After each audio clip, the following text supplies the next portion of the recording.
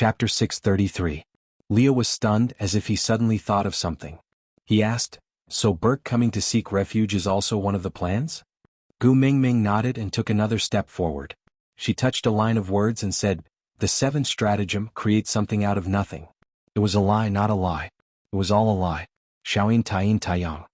Leah did not really understand the explanation in this plan, but he was sure of one thing. Gu Mingming knew clearly that Burke's allegiance was not simple. Elvis took a step forward and stood beside Gu Mingming. He frowned and said, "Since there's something wrong with Burke, there's no need to bring him back to St. Nazaire. I'll go there later and settle it on the spot."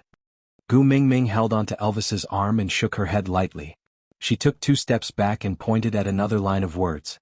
With a cold gaze she said, "The 30th stratagem, reverse the situation. Take advantage of the gap to step in, choke the host and gradually advance." Li's hand gently brushed past a line of words and finally met Gu Mingming's hand. With a light grip, he held her little hand in his palm. There was a hint of a smile in his long and narrow eyes. "Mingming is planning to use Burke to lure Cole out?" Gu Mingming nodded and said, "Although I still don't know why he inserted Burke, but there's no harm in countering his moves.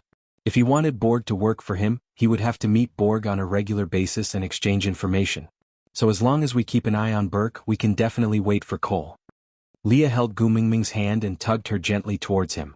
Looking into her eyes, he said gently and lovingly, "I know you are anxious to save Qixin, but you have to promise me that you will not put yourself in danger, all right?" Gu Mingming chuckled. "How long more do you need to get used to the Beast King's powers in my body?" Leah shook his head, his gaze still focused on Gu Mingming's face. With a serious and cautious expression he said, "In terms of power, no one can match up to you. But back then when we were fighting Cole, neither Elvis nor I were his match. If Cole really knows how to use the things on the stone tablet, we have to be extra careful." Gu Mingming nodded, indicating that she understood. It was easy to dodge an open spear, but difficult to guard against a hidden arrow. She understood this principle. "All right, let's first embed these 2 stone slabs into the wall, then cover them with animal skins." A half-arm deep groove had already been dug in the wall, and the large stone tablet was placed in it at a slight angle. Then it was pushed and stuck inside. Gu Mingming shook it lightly and realized that it was still very stable. She nodded her head in satisfaction, then took out 2 large pieces of beast skin and covered the notch. Only then did he invite the elders of the Snow Fox clan in. Ever since the bonfire party, the few elders had boasted of their virtue and prestige. After a period of time, they really did seem to have some sage-like demeanor. This subordinate greets Lord Envoy. The few old foxes bowed respectfully to Gu Mingming. Gu Mingming raised her hand and went straight to the point.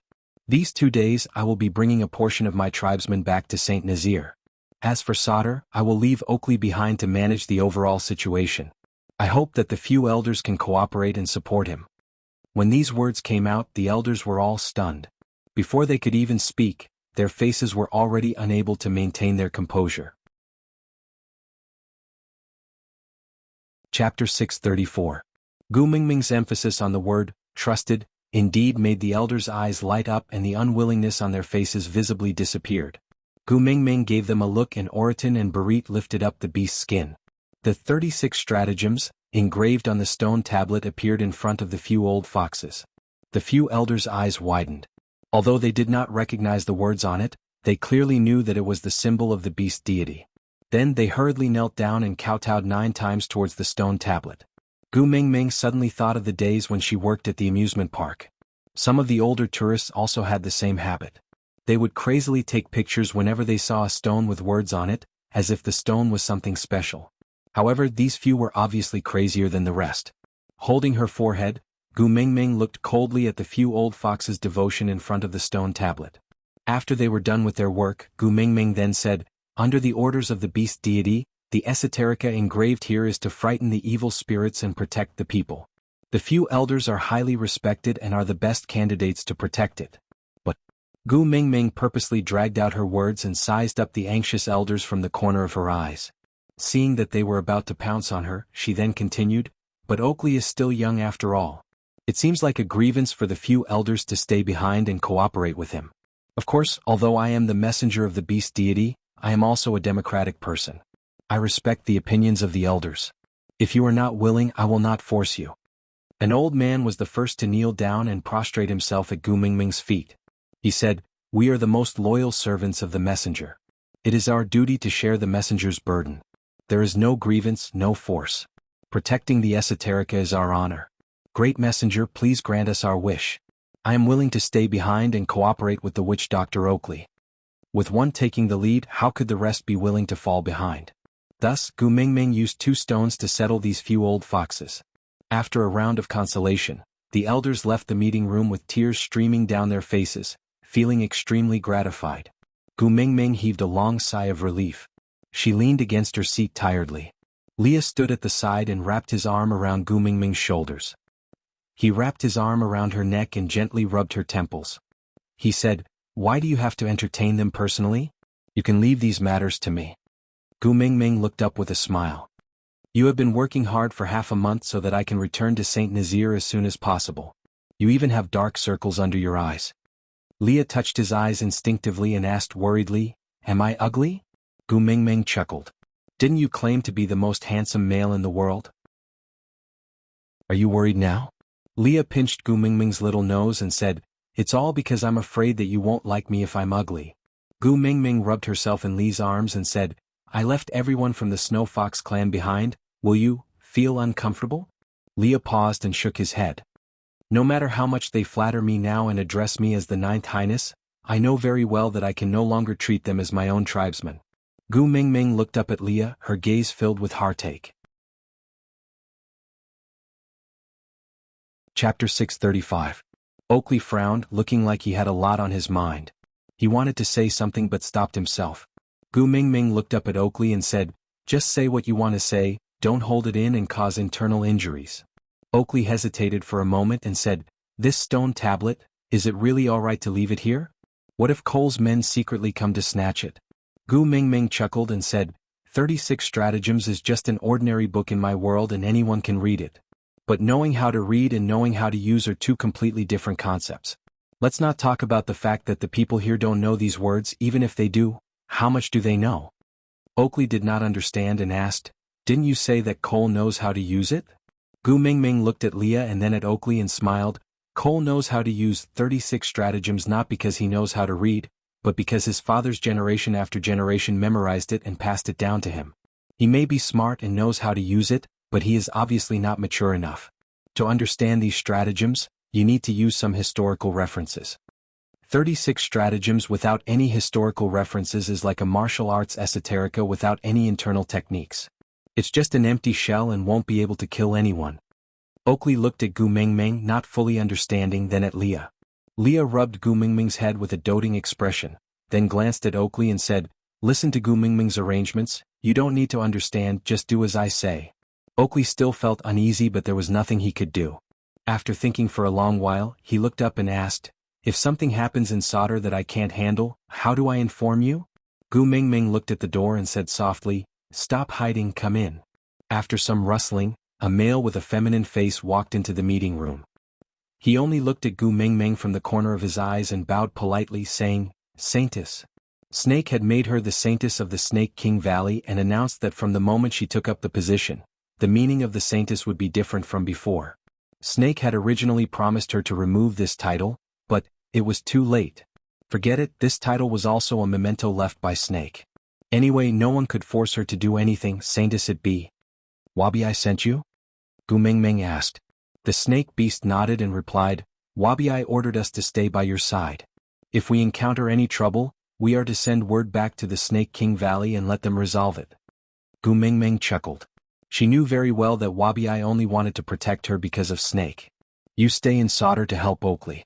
If you meet with any troublesome situation, you just need a little snake to send a message to Saint Nazir," Gu Mingming said.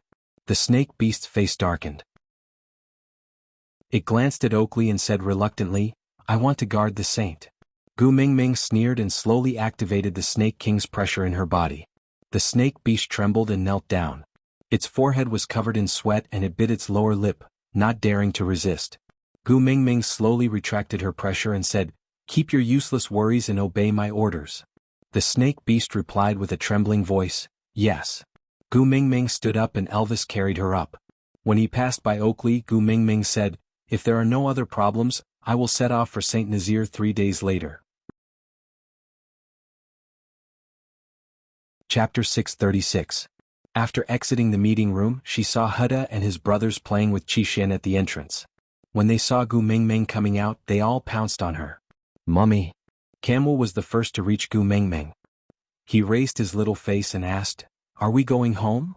Gu Mingming wanted to get down from Elvis's arms, but Elvis hugged her even tighter.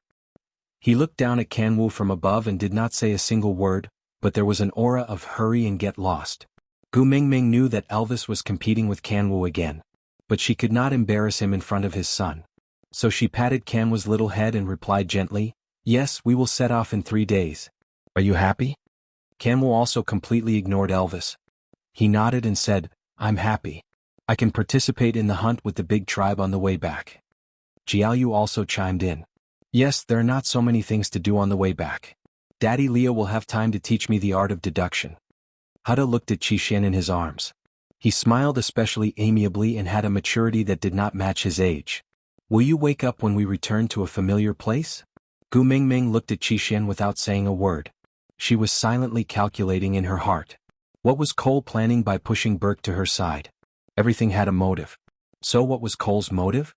It seemed like she had to start with Burke to capture Cole. Gu Mingming turned back to look at Barit. "Call Burke over." Barit nodded. He did not say a word. He just turned around and walked towards the edge of solder. Oriton followed for 2 steps before looking up at Gu Mingming. He said expressionlessly, "I will go hunt and then share a meal." Gu Mingming chuckled. "There are so many beauties in solder. Have you not taken a liking to any of them?" Oriton did not seem to understand what Gu Mingming meant. He looked at her in a daze. He did not speak or move. Gu Mingming said, "Find a suitable female to start a family with. It's not a good idea to always share a meal with me." Oriton said, "I am your guardian beast. I cannot start a family with other females." Gu Mingming shook her head. "You don't like me, do you?" Oriton lowered his head slightly as if he was thinking seriously. Then he shook his head and said, "I like you." Gu Mingming was slightly surprised and asked, "You like me? What do you like about me?" Oriton replied very seriously, "Your family's food is the best." Gu Mingming was taken aback for a moment before she suddenly laughed. Their personalities are so different, but why are they so similar in terms of gluttony? Oriton did not know what Gu Mingming was smiling about.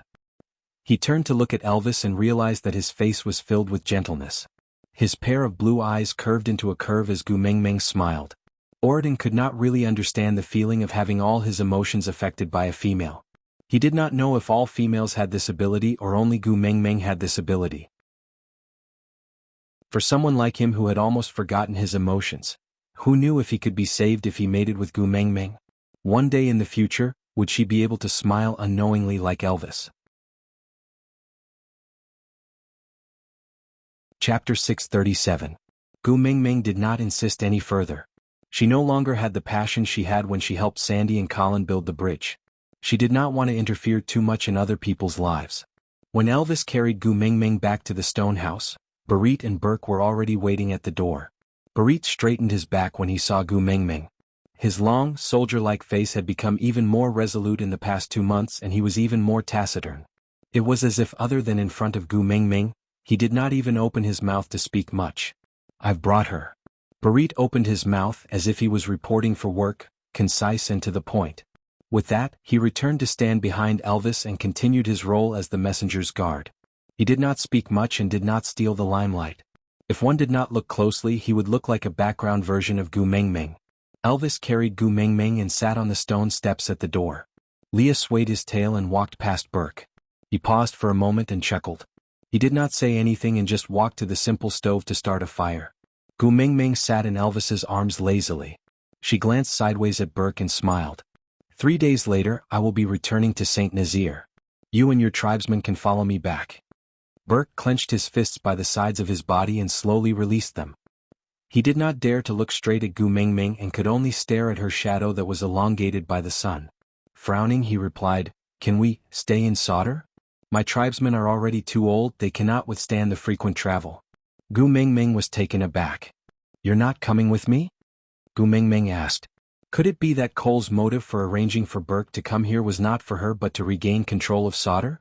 Burke shook his head with difficulty. "I want to go with you, but if I leave, there will be no one to provide food for my tribesmen." Originally, the 2 half-orc females in our tribe could recruit family members through mating after joining a new tribe and continue to take care of our tribesmen.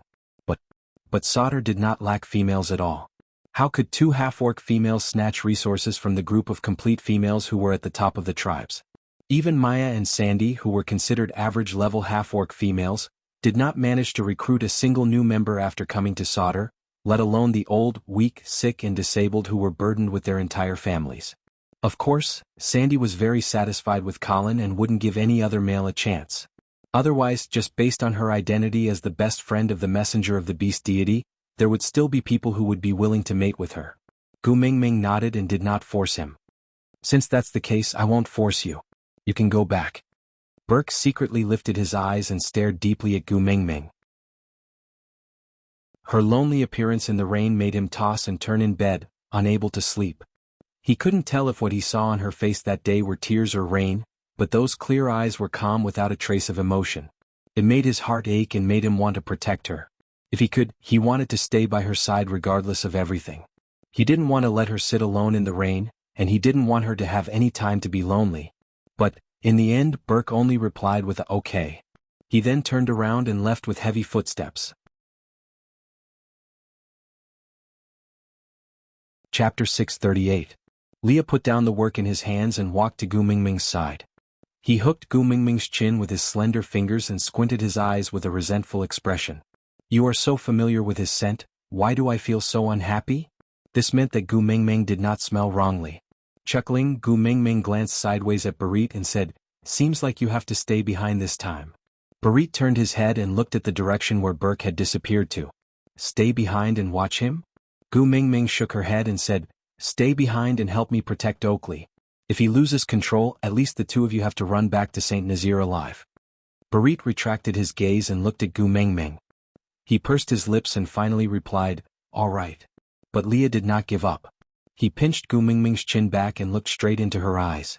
What do you plan to do after you catch him? Gu Mingming laughed softly and said, I also don't know, how far can I go for my son? Leah raised his head and asked, What if he requests to be your beast pet? Will you agree to him for Qishuan's sake? Gu Mingming looked up and stared straight into Li's eyes. Beast pet? I'm afraid he doesn't have the guts to make such a request. Leah continued asking, What if he does? What do you plan to do?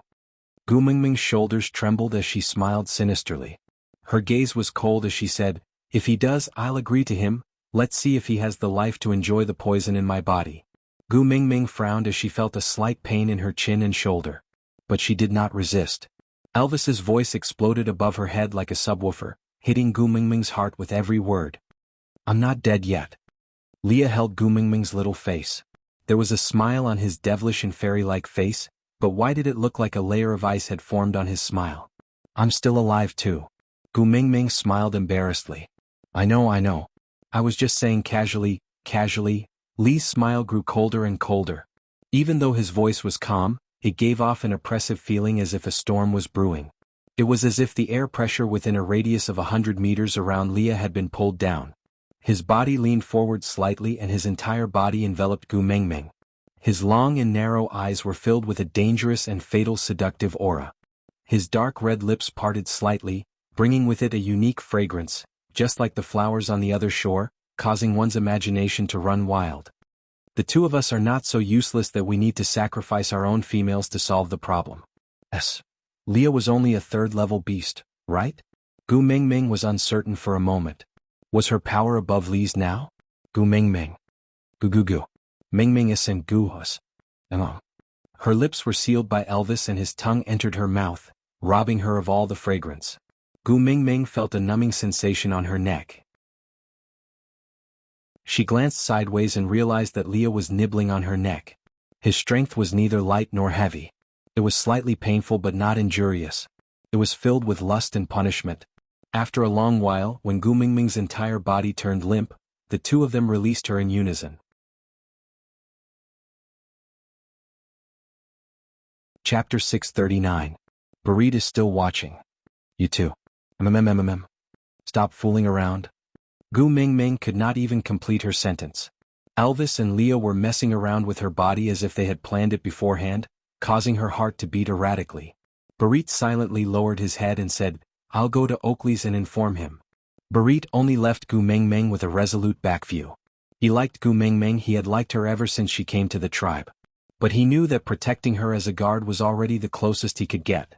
Elvis and Leah would not give him a chance to improve. If he was too greedy, the two of them would definitely not tolerate him. So, knowing when to leave was the only way for him to stay by her side. After Barit left, Elvis and Leah finally let Gu Mengmeng off after she repeatedly begged for mercy. Don't say such things again, or else I will personally kill Qixin, Elvis said coldly. Gu Mengmeng pursed her lips, her gaze cold. This was the second time he said he wanted to kill her sons. Previously it was Kanwu, this time it was Qixin. Why were her sons so lowly in his eyes? Elvis seemed to know what Gu Mengmeng was thinking about. He straightened her body and made her sit face to face with him.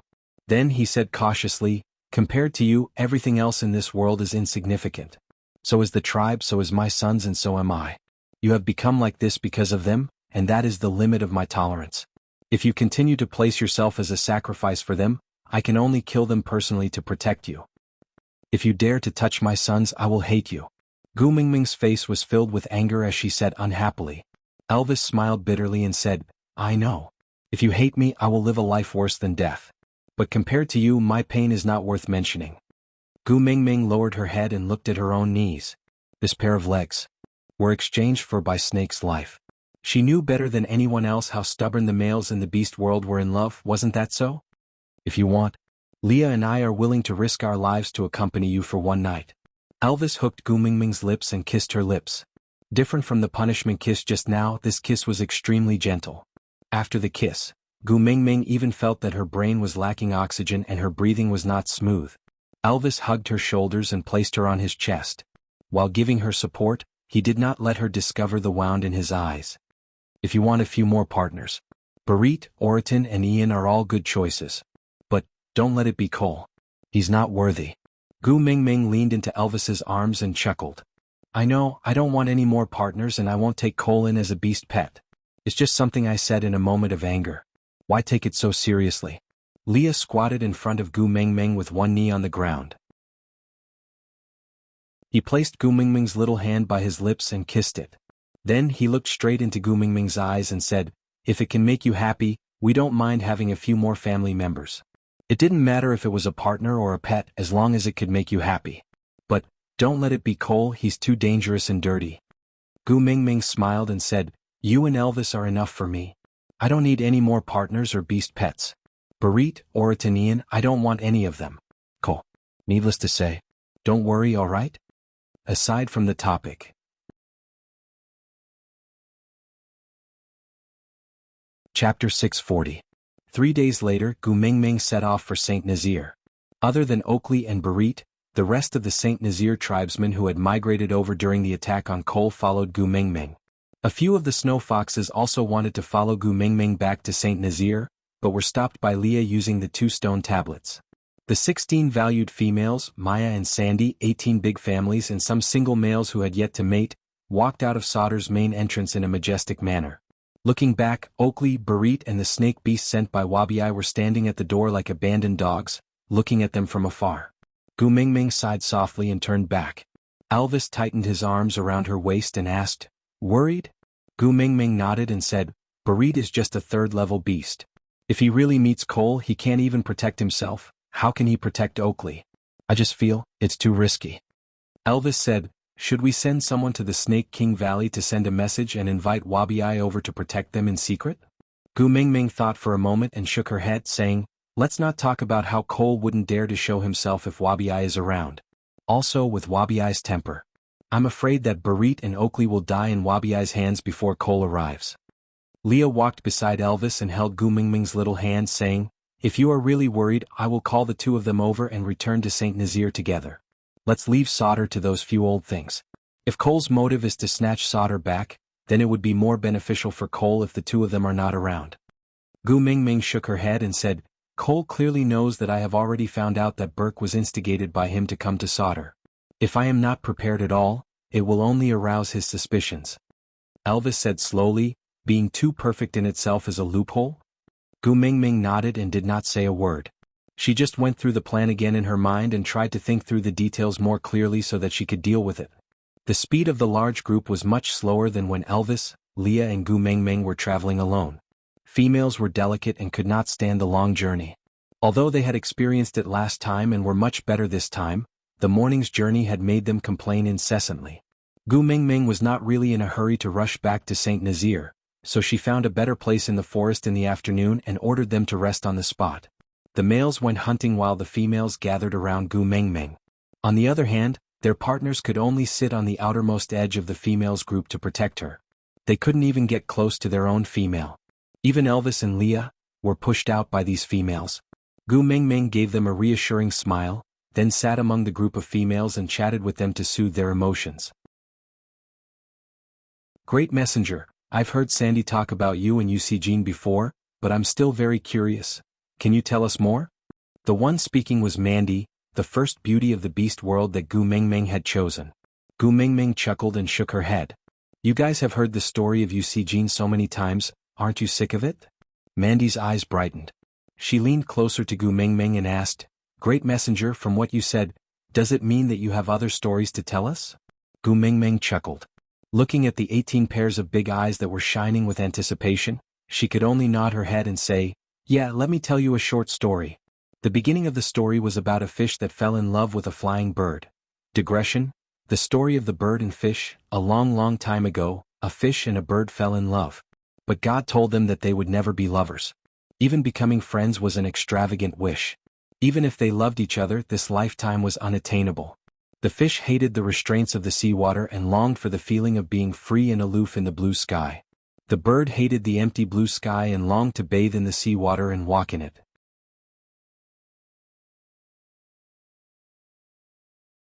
Chapter 641. Although it was a story, it was actually just a script for a play that Gu Mengmeng had performed in the past when she was working at the amusement park. The entire play was about 40 minutes long, but with Gu Mengmeng narrating it alone, it was at most 10 minutes long. The people who went hunting returned one after another. From afar, Gu Mengmeng could see her 2 meat buns mixed in with the group. Jianghu stayed behind to take care of Qixin and pestered Leah to tell him some deductions, so he did not go hunting with them. Meanwhile, Huda and Kanwo followed the rest of the group. Seeing her sons, Gu Mengmeng's expression became much gentler. She clapped her hands and said, All right ladies, today's story ends here. Everyone go back to your own males and have a good rest. After dinner we will continue our journey in the afternoon. The females still wanted to hear more stories, but did not dare to pester them too much. Mandy and Sandy each took the lead to evacuate a few females before the rest of the group dispersed one after another. Mandy stood behind Gu Mengmeng, feeling rather bashful. She tugged at Gu Mengmeng's skirt and asked softly, That flying bird that fell in love with the fish, is it Ian? Gu Mengmeng was stunned for a moment, before shaking her head in exasperation. Everything about the beast world was good, except for this habit of letting one's imagination run wild. Gu Mengmeng gently held Mandy's shoulders and said, That's just a story, don't think too much about it. Hurry and go back. Your males are still waiting. Mandy nodded, but her eyes secretly peeked up at the treetops. Gu Mengmeng knew that this clearly meant that Ian was one of the main characters in the story. Forget it, let her fantasize all she wants. After sending Mandy off, the 2 meat buns that had returned from hunting ran to Gu Mengmeng. Mummy here. Kamwa's speed was always faster. Although Huda was the big brother, he was not Kamwa's match in terms of stamina. When Kamwa ran to Gu Mengmeng, Huda was still 5 to 6 meters behind him. Gu Mengmeng looked at the dead rabbit and gently rubbed Kamwa's head, saying, Kamwa is really awesome. Rabbits were agile, so it was very difficult to catch them. You are really amazing. Kamwa was extremely enraged after receiving the compliment. His azure blue eyes seemed to stare at Elvis. He clearly had a young and tender face, but it had an inexplicable sense of provocation. Elvis clenched his teeth and walked to Kamwa's side.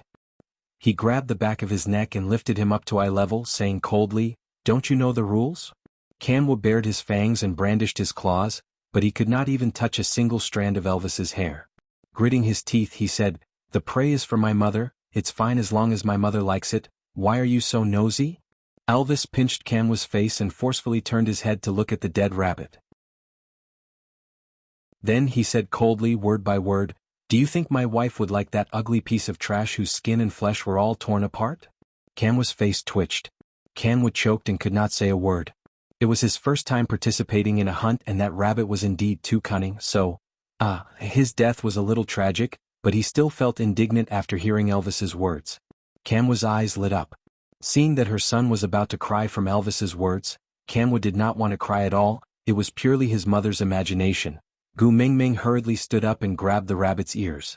She chuckled, "Ha ha ha. I really want to eat rabbits today. Not bad, not bad." Aside from the topic, the story of bird and fish, the fish did not want to give up because it felt the blue sky calling it. The bird did not want to give up because it felt that the sea was its true home. Just like that, the fish and the bird kept trying to get closer, but in the process of getting closer to their dreams, they were getting closer to death. The fish said to the bird, "You were originally in the sky, you should be flying around." The bird said to the fish, "You were originally in the sea, you should be swimming around." The fish said to the bird, "If birds and fish can love each other, then where should we build our nests?" The fish's tears fell into the sea. The bird said to the fish, "Look at me, I will tell you the answer." The bird flew up into the sky for the last time.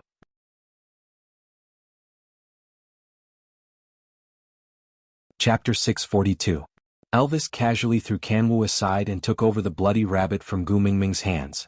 "I'll help you hunt a giant rabbit, Gu Mingming nudged Elvis's chest lightly and said softly, "It's my son's first time hunting and he gave me his prey. Can you not hurt our child?" Elvis raised his brow. "It's already not good, can't I tell the truth?"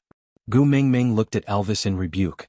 Elvis took a deep breath and wiped off the blood on Gu Mingming's fingers. "You're glaring at me because of him again? I really hate them more and more." Gu Mingming said, "Hubby." Camel walked forward and hugged Gu Mingming's thigh. He raised his little face and said seriously, "Mummy, don't be sad. It's alright if he hates me, I don't like him anyway." Gu Mingming's lips twitched.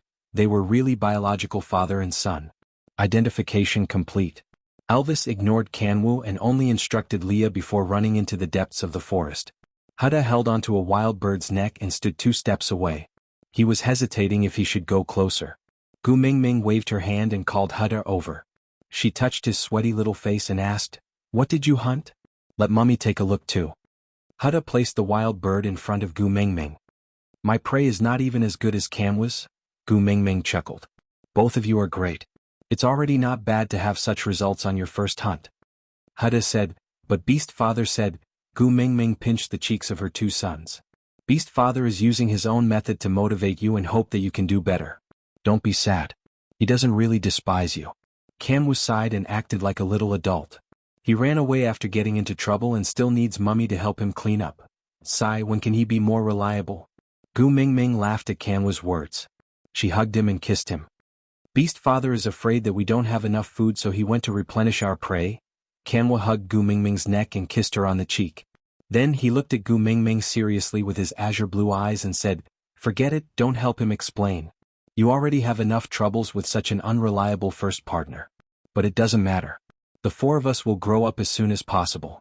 At that time you don't have to count on him. The 4 of us will protect you." Gu Mingming chuckled and nodded. "Alright, I'll wait for my precious sons to grow up and protect me." Leah swayed his big tail as he held Jiaoyu's hand and walked over. With a light flick of his hand, Jiaoyu carried Qixin and stood together with Huda and Kanwu. Leah slowly squatted down beside Gu Mingming, wrapping his furry tail around her waist and pulling her into his arms. Resting his chin on his hands, he smiled amiably and said, "Brat, are you seducing my female?" Gu Mingming's face darkened. She slapped Lee's face and said, "Watch your words. He is my son." Kanwu sighed and shook his head. He placed one hand on Gu Mingming's shoulder and said earnestly, "Mummy, why don't you consider taking in a few more normal males? Like Bode or Colin from mother-in-law's family. Those who are not sick in the head."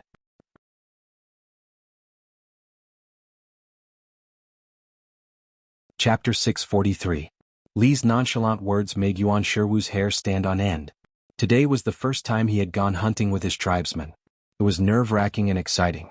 Although he had only hunted a small rabbit and there was still a lot of room for improvement in his skills, but he had received a compliment from his mother. Not allowing him to go hunting from now on? Why not just chop off his 4 limbs and be done with it? He bared his teeth at Leah, looking like he was about to explode. He felt that if Leah was not carrying Gu Mingming in his arms, Kanwu would definitely pounce on him and bite him. Jiaoyu tugged at Kanwu lightly and whispered something into his ear. Kanwu paused for a moment and smiled sneakily for a second. Then he instantly lost his temper and sat on the ground. He lifted his little face and looked at Gu Mingming with a pair of watery blue eyes, melting Gu Mingming's heart. He sniffled and pouted, looking like he was about to cry but could not. "Mummy, do you not like the little rabbit I hunted? You also despise the prey I gave you, right? So whoa. Jiaoyu's little scheme was too obvious in Gu Mingming's eyes. But seeing through everything did not stop her from feeling sorry for her son. Gu Mingming pinched Leah and struggled out of his arms to hug Kanwu. She comforted him softly. "Kanwu, be good. Kanwu, don't cry. Mummy really likes the prey Kanwu gave to Mummy. You have done very well. Mummy is proud of you." Kanwu said, Whoa, but I can't hunt any more for Mummy. Sob. Can I no longer receive Mummy's compliments? Can I no longer take care of Mummy? Then I will be abandoned by Mummy and become a wild wolf that no one wants? Sob. Mummy. Kanwu's unreasonable crying was, strictly speaking, illogical. But which mother in this world would not feel heartwarming when she heard her son trying so hard to take care of her, trying so hard to prove his capabilities in front of her? Gu Mingming patted Kanwu's back lightly. Then she tilted her head and stood on Kanwu's side without any principles. She glared at Leah and said with slight annoyance, "It's fine if Elvis is like this, but why are you like this too? What's the point of abusing your power to threaten a kid?" Leah was stunned for a moment after being scolded by Gu Mingming. He then smiled brightly and leaned his handsome face in front of Gu Mingming, the tip of his nose touching Gu Mingming's, as if he could not wait to see Gu Mingming in his eyes. The two pure white fox ears on the top of his head twitched twice, his voice ambiguous and excited. The moment he opened his thin lips, Li's unique warm breath sprayed onto Gu Mingming's face, making her feel sentimental. "Mingming, you look so attractive when you are angry." Gu Mingming blushed at Li's actions and instinctively took a step back. But Leah did not give up. His large tail quickly occupied her waist and pulled her towards him. He supported the back of her head with one hand and slid his other hand down her arm to her palm. He opened his fingers and slipped them through the gaps between her fingers. With one grip, all 10 fingers were locked tightly. "If you're angry, do you want me to pull your ears?" Gu Mingming's entire body stiffened from Li's actions, but she did not know what to do. She turned around to seek help from her sons, only to see Jiaoyu sigh and pat Kanwu, saying, "Forget it, don't bother with a masochist. A normal person will never win against a lunatic."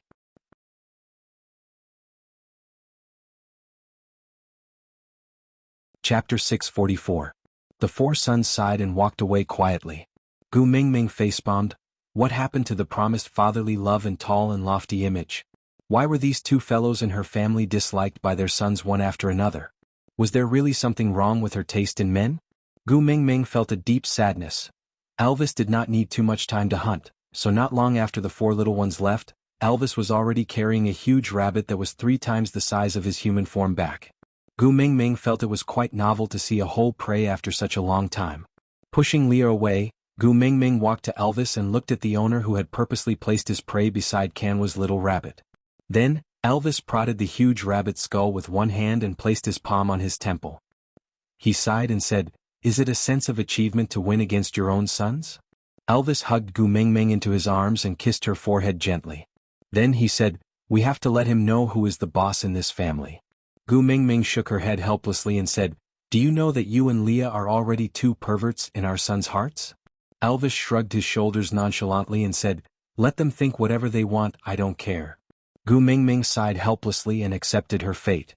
She did not force it. Leah leaned over and placed one hand on Elvis's shoulder while the other hand stroked his own tail in boredom. He said, I was reprimanded just now."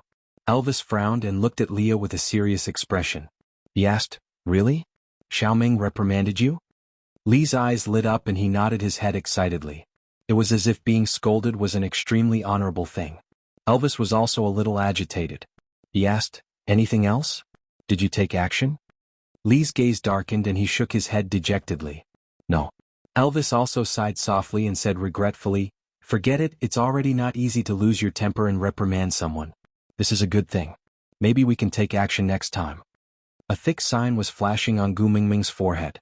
No wonder her sons said that they were psychopaths who had masochistic tendencies.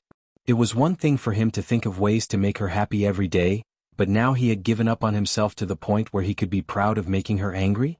Gu Mingming took 2 steps forward and stretched out her 2 little black hands. She grabbed Elvis's ears with her left hand and Lee's right and pulled them towards her. She asked with a smile, "How is it? Are you satisfied?" The eyes of the wolf and fox, whose ears had been twisted, lit up. They were like lottery winners sitting in front of the TV who had won the first prize. He hugged Gu Mingming excitedly, one black and one white, sandwiching Gu Mingming in the middle, forming a human wolf-fox sandwich. "I can't breathe."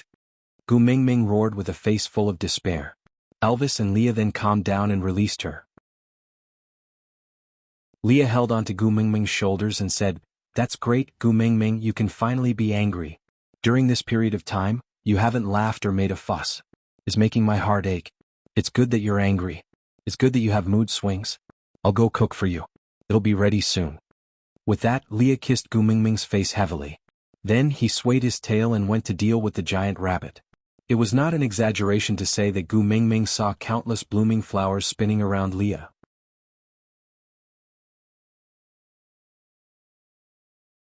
Chapter 645.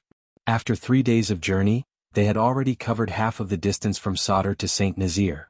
The closer they were to St. Nazaire, the more uneasy Gu Mingming felt. She always felt that there was a pair of eyes watching her in the dark, but she couldn't find anyone when she checked in private.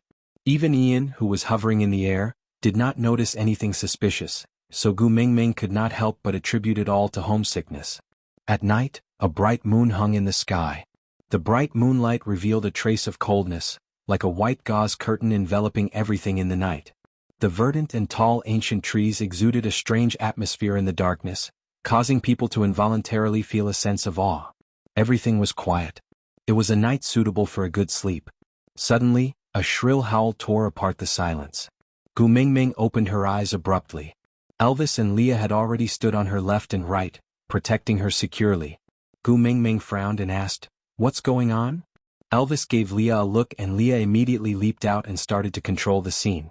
With families as units, the males surrounded their females in the middle to protect them. Elvis looked around warily as he replied, "They are stray beasts." Stray beasts.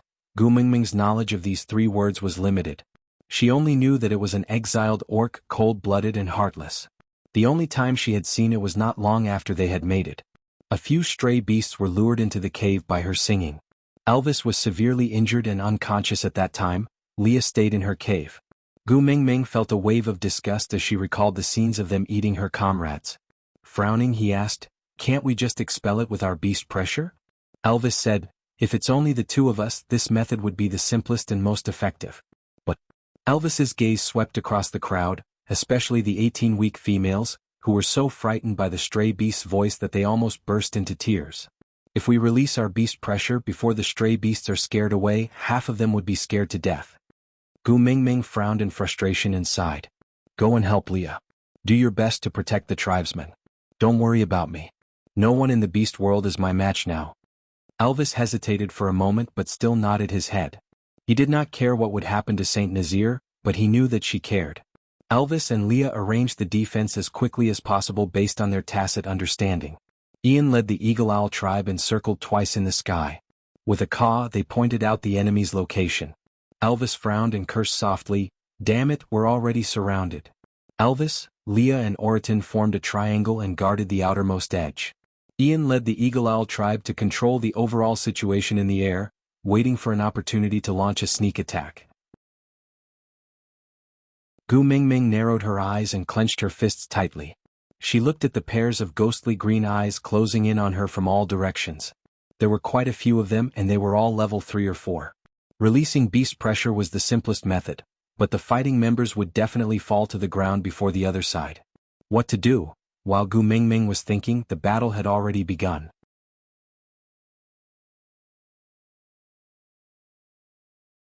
Chapter 646. 7 to 8 4th-level orcs were trapping Elvis tightly.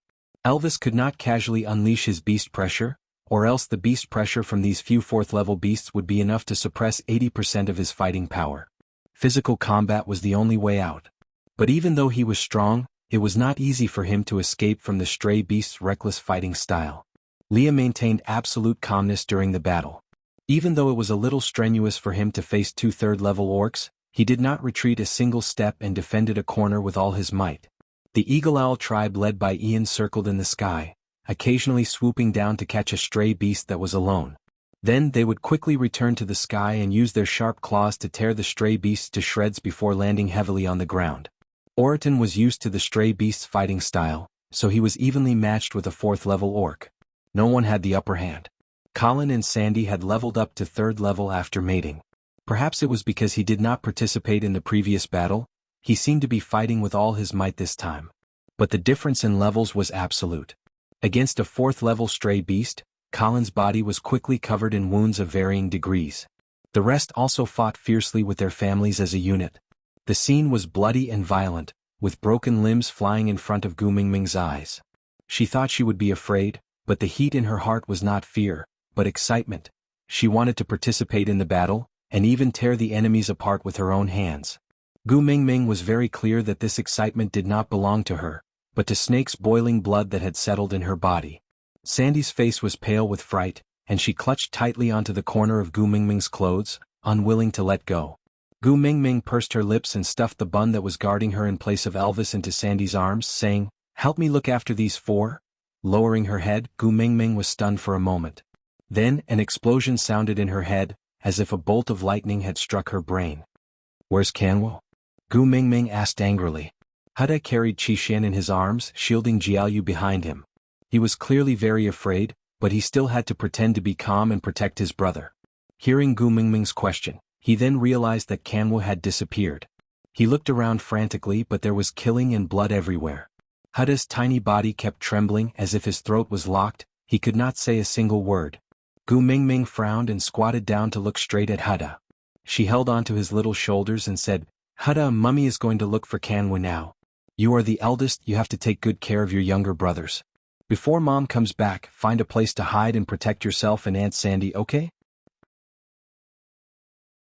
Huda trembled and nodded, clearly afraid but still determined. He was the eldest brother and he could not be weak at this time.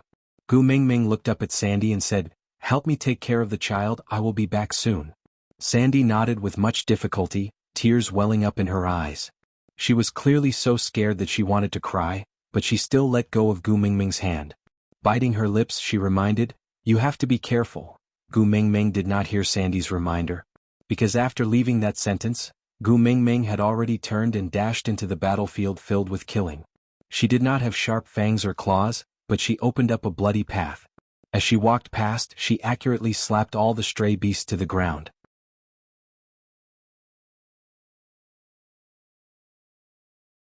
Chapter 647.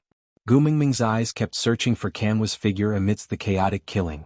A wild jackal with bloodshot eyes leaped up after biting off an orc's throat, pouncing towards Gu Mingming. Gu Mingming's eyes did not see the incoming danger. Instead, her body reacted instinctively based on Risnella's battle memories. She lifted one leg in an instant, and the moment her height exceeded the jackal, she slammed it down harshly. Her heel directly smashed onto the jackal's nose, creating a huge pit when it landed on the ground. Gu Mingming did not lower her head to look, but continued searching for Kanwo. The jackal only had half a head left, and its brain matter was splattered everywhere. However, no one showed any mercy. Gu Mingming did not emit her beast pressure but still attracted the attention of the stray beasts like a magnet. Perhaps it was because a female walking around in the battlefield was too eye-catching that the stray beasts all resorted to extreme attacks to get rid of the entanglement in front of them. They then surrounded Gu Mingming in 2s and 3s. Elvis was afraid that Gu Mingming would be hurt. His eyes were bloodshot and he could not care less about hurting himself. He released his beast pressure and instantly suppressed the few 4th-level orcs surrounding him. He then quickly ran to Gu Mingming's side and protected her in his arms. "Why did you run out? Are you hurt?" Gu Mingming's gaze was still darting around. She said anxiously, "Kanwo is missing. I want to find him." Elvis frowned and his eyes shone fiercely. "You are putting yourself in danger for that little wolf pup again." Gu Mingming pushed Elvis's hand away. She raised her leg and kicked away the stray beast that had recovered from Elvis's beast pressure and was about to attack her from behind. She then shook her head and looked at Elvis. "This level of attack is not dangerous to me." Elvis clenched his teeth and said harshly, "The most regretful thing I have done in my life is to let you give birth to them." Elvis carried Gu Mingming by the waist and spun her around to protect her against his chest. He turned around abruptly and glared at the bloody beast less than an inch away from his neck with his bloodshot eyes. He squeezed out 2 words through his teeth, You're courting death. The thick tail was like a steel whip as it viciously lashed at the waist of the ambusher. The stray beast was sent flying 7 to 8 steps away, its intestines and innards scattered along the way, finally disappearing into the bloody ground. Gu Mingming separated herself from Elvis's arms and said, "Let's split up and search. We must find Kamwu safe and sound. I can't have another son whose life is uncertain." Elvis really wanted to bite Kamwu to death after finding him, but when he met Gu Mingming's worried eyes, he still nodded. He frowned and said, "You're not allowed to get hurt." Gu Mingming nodded in agreement. "I know. You be careful too." With that, Gu Mingming continued to look for Kamwu in another direction. On the other hand, Elvis clenched his fists and forced himself to turn around as well. He wanted to find that bastard son who was courting death on the battlefield as soon as possible. Only then could Gu Mingming stay at the back with peace of mind and not enter this filthy and bloody battlefield. A white figure flashed into Gu Mingming's eyes. The snow fox that was supposed to be spotlessly white was now covered in a sinister red color. Its flesh was flipped and blood was flowing out. Leah was injured.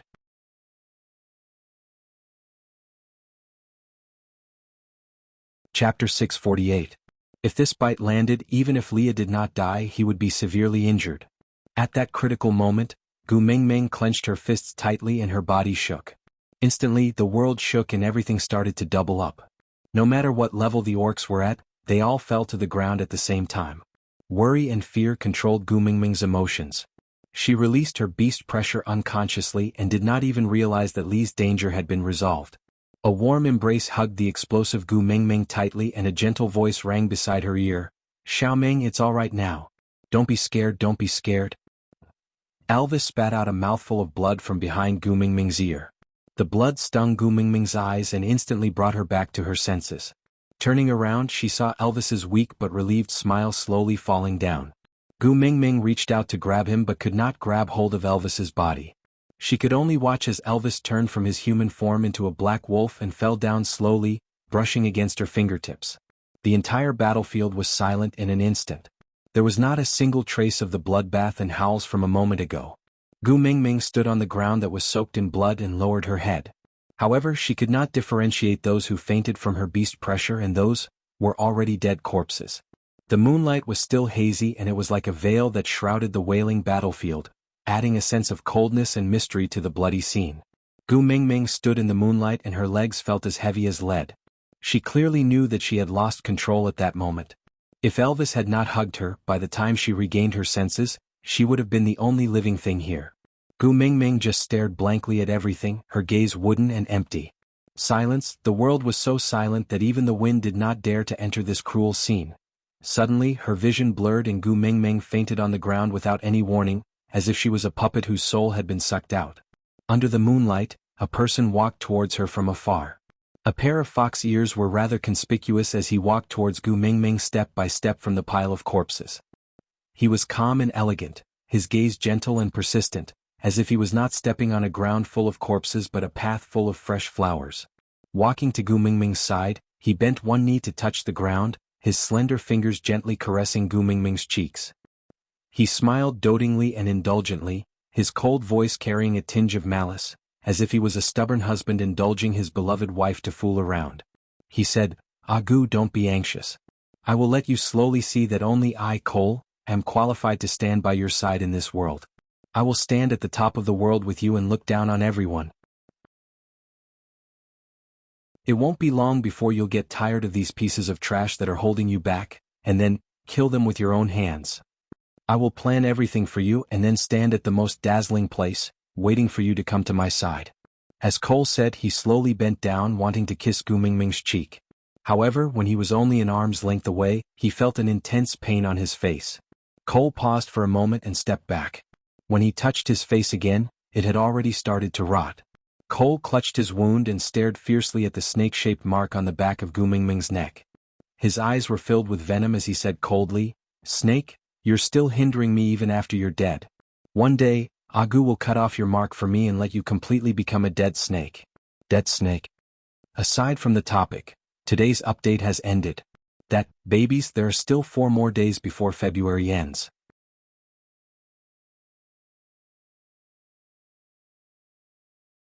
Chapter 649. Swaying, the whole world was swaying. Everyone fell one by one in front of Gu Mingming, be it enemy or friend. The blood droplets seemed to be flowing in reverse, floating up from the ground drop by drop, hovering in the air to form a huge blood ball of the same size as the moon. Then it exploded in an instant, and all the blood pierced towards Gu Mingming like sharp kunai. Gu Mingming stood rooted to the ground, unable to move, and could only watch as the blood blades shot towards her eyes. A mouthful of fresh blood sprayed onto Gu Mingming's face, and the familiar smiling face became increasingly blurry in front of her. His slender fingers gently caressed her face, and a weak voice that was almost inaudible rang beside Gu Mingming's ears. "Mingming, it's good that you're all right." The originally fluffy and white tail was filled with mud, and Li's devil-like face slowly slid down in front of Gu Mingming. Gu Mingming's throat seemed to be tightly locked by something, and she could neither cry nor move. She could only watch as Leah fell into the pool of snow, with a pair of long and affectionate eyes still staring at her with a smile. Even though it was dim and lifeless, it still could not conceal the sense of relief and heartache. "Leah." Gu Mingming suddenly sat up, her head full of sweat accompanied by a sense of dizziness. She tilted her body and fell into a warm embrace. The furry tail was gently stuffed into her arms, and Gu Mingming instinctively hugged it tightly. Turning her head, she looked at the smiling face right in front of her with misty eyes, and heard him saying gently, "Mingming, I'm here." Gu Mingming pounced into Li's arms, crying out loud. That dream was too realistic. It was as if she had really experienced Li's death once. "Mingming, don't be afraid, it's all right now." Leah hugged Gu Mingming lightly, patting her back gently, soothing her emotions. After crying for a while, Gu Mingming finally calmed down and sobbed, "I dreamed that you died." Leah chuckled softly, using his fingers to lift Gu Mingming's chin. His long and narrow eyes were deep and affectionate, and his voice was as gentle as the spring breeze. His thin lips parted slightly. "You saved me, so I won't die. Don't be afraid, don't be afraid." "I saved you?" Gu Mingming was stunned for a moment before she recalled that fight. The last thing she remembered was a stray beast pouncing at the heavily injured Leah. Leah barely dodged it but exposed his abdomen to the other stray beast. She was so scared then that her brain lost control of itself and lost all rationality. And then, Gu Mingming widened her eyes and looked around, shouting, "Elvis! Where is Elvis?" Someone pressed on her head and a figure shrouded her from behind. He took Gu Mingming from Li's arms and placed her on his chest. He kissed Gu Mingming's little face and said in a hoarse voice with a tinge of laziness, "I'm fine, don't panic." Gu Mingming hugged Elvis back tightly and heaved a long sigh of relief. When her heartbeat returned to normal, Gu Mingming then said, "I remember, you vomited blood." Elvis played with Gu Mingming's long hair and replied softly, "Yeah. Did I hurt you?" Gu Mingming lowered her head, her heart filled with guilt. "You clearly told me not to release my beast pressure so easily, but I'm sorry."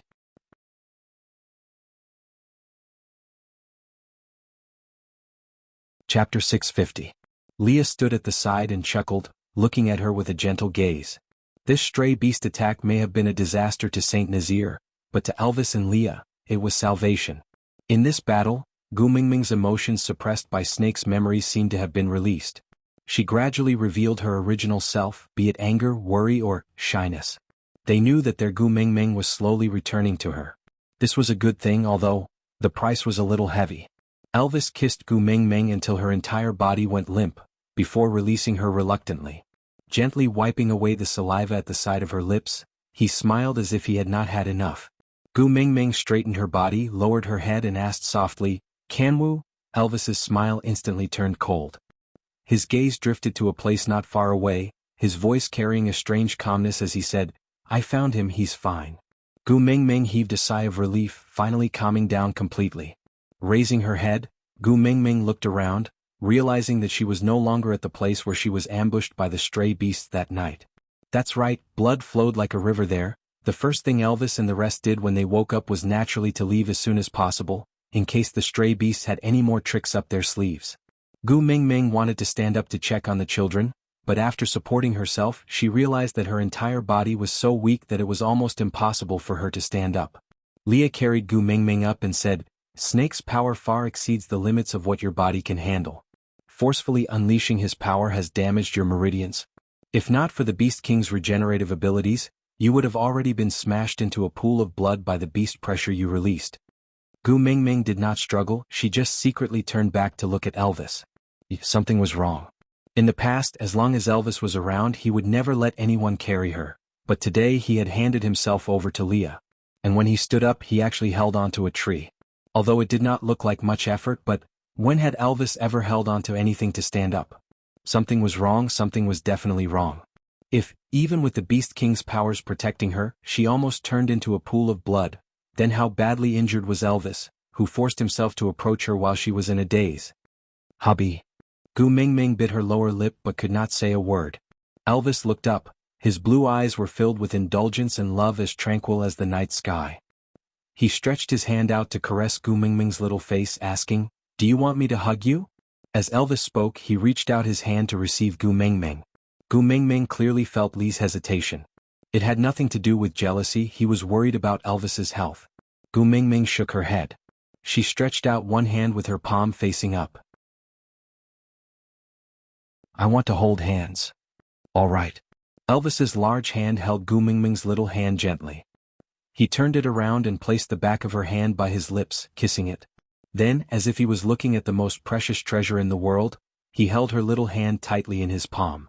Leah and Elvis brought Gu Mingming to a big tree not far away. Hada was carrying Qi-Xian in his arms, sitting under the tree in a daze. Jianghu saw Gu Mingming from afar and rushed over. As for Kanwu, he was tied up with tree vines and hung upside down on a tree.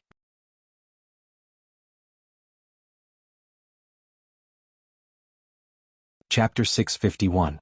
You. Gu Mingming was confused and asked, "Why are you here?" "I was worried about you. So I asked Barit to take care of my tribesmen for the time being. Once I see that you have safely returned to St. Nazir, I will return to Sauter. During this period of time, Barit has given my tribesmen a lot of prey and I will repay him double before winter." Burke was still sitting under the tree, looking up at Gu Mingming with a faint smile but not moving closer. Gu Mingming nodded, indicating that she understood. Then she looked at Elvis and then at Leah, asking, "Who hung Kanwu on the tree?" "Me," Elvis said with a hoarse voice. Gu Mingming frowned and turned back to meet Elvis's blue eyes. He was injured because of her, so she could not bring herself to criticize him. Gu Mingming pursed her lips and swallowed most of her words back into her stomach. She just said, "The child is still young, if he has done anything wrong we can slowly teach him. Let him down first." Elvis took 2 steps forward and stopped in front of Kanwu. He turned around and leaned against the tree trunk. The sunlight shone through the layers of tree shadows and the mottled rays of light landed on his surroundings. He placed his slender hands on Kanwu's back and gave him a nonchalant push. "Rascal, do you think you can come down now?" Kanwu bit his lips and swayed for a long time before stabilizing his body. He raised his head stubbornly and looked at Gu Mingming. His azure blue eyes were like the sky that had been washed by water, so clean and clear that his sadness was clearly visible. Gu Mingming's heart twitched under Kanwu's gaze. She instinctively wanted to hug him in her arms and comfort him, but before she could raise her hand she heard Kanwu say with a thick nasal voice, "Mummy, I'm sorry. It's all because I overestimated myself and charged into the battlefield recklessly, implicating you in danger. My tribesmen paid a painful price for my recklessness and you were unconscious for 2 days and 2 nights because of it. I did something wrong and should be punished. Please don't plead for me, let me bear the responsibility myself." Gu Mingming's heart ached terribly. Leah carried Gu Mingming to Kanwu's side as if he could read her mind. Gu Mingming hugged Kanwu in her arms and patted his back lightly, saying, "Silly child, it's not your fault. The stray beast suddenly attacked us. You just wanted to protect Mother and the rest of the people. There's nothing wrong with that. You can't be blamed." Kanwu's tears, which he had been holding back for 2 days, broke down at Gu Mingming's gentle words. He wailed at the top of his voice until he could not make a sound. His face was red and he looked like he was about to suffocate. Gu Mingming's heart ached terribly and she hurriedly coaxed him, "Kanwu, don't cry, be good." Kacha, the tree vines binding Kanwu broke apart. Gu Mingming was not mentally prepared and her body was weak, so she did not manage to hold on to Kanwu, causing him to fall onto the ground in a pathetic manner. This time, Kanwu was in a daze from the fall and he even forgot to cry. He stared at Elvis, who was standing in front of him with his azure blue eyes. He was so stunned that he did not know how to react. Elvis tilted his head and frowned. His eyes were cold and his entire body was emitting a sinister aura. It would not be surprising if he raised his leg and stomped Kanwu to death in the next second. He was born as a wolf, yet he cried so stupidly. And he's even my son. How annoying.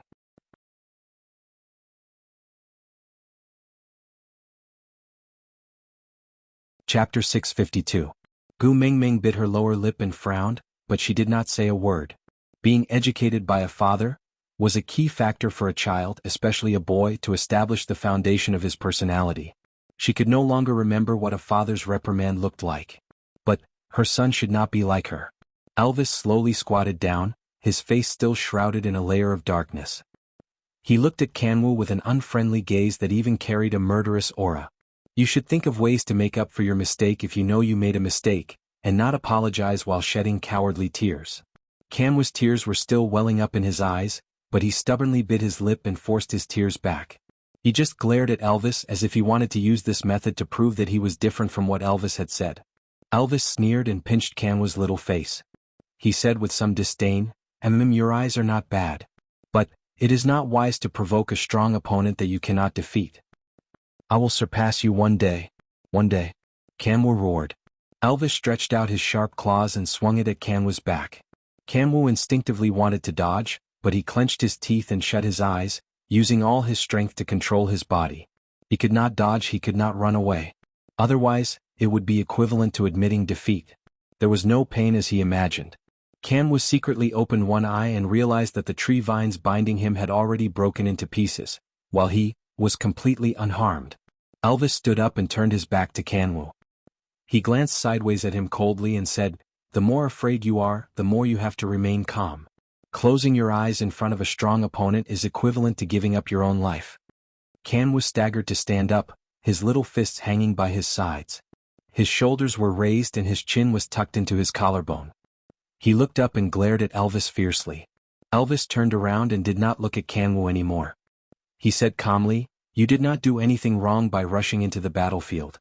Because my son is never a weakling that needs protection. Your fault is that you are not strong enough." Kanwu's little body seemed to be bearing a huge weight. His arms were trembling from his tightly clenched fists. He no longer roared but was unbelievably calm. His voice was calm and not timid. He said, "Hey, will you teach me? Teach me to become stronger." Elvis let out a low laugh. He turned around and glanced sideways, his lips curving into a contemptuous smile. His voice was full of sarcasm as he said, "On what basis?" Kanwu lowered her head and did not look at Elvis anymore. After staying silent for a while, she spoke again, "Before I surpass you, can you protect my mother well? If you weren't my son, these words would be enough for me to kill you." Kanwu took a step forward and raised her head to look at Elvis. There was an expression on her face that did not match her age. She was simply a miniature version of Elvis, with the same cold smile, the same disdain and the same provocation. "Why do you have to say it as if you love me? You didn't kill me because you didn't want Mom to be sad." Elvis chuckled, admitting it. Kanwu took another step forward and stared straight at Elvis. "I will defeat you, I definitely will." Elvis's face was filled with disdain as he said, "Just a little brat who only knows how to cry when something happens? Alright, since you're my son, I'll wait and see."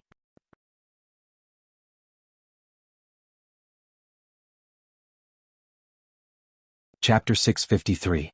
Gu Mingming really wanted to stay and comfort her son, but Elvis had just educated Kanwu. If she were to comfort him now, it would be very disadvantageous in terms of education. The child would think that he had his mother's support, and would then doubt and challenge his father's authority. Especially in the beast world where female supremacy was so extreme that it was a little perverted, her skills could possibly make Kanwu look down on everyone else. Although she could not completely agree with Elvis's hegemonic education, it was undeniable that in the beast world where there was no law, power meant everything.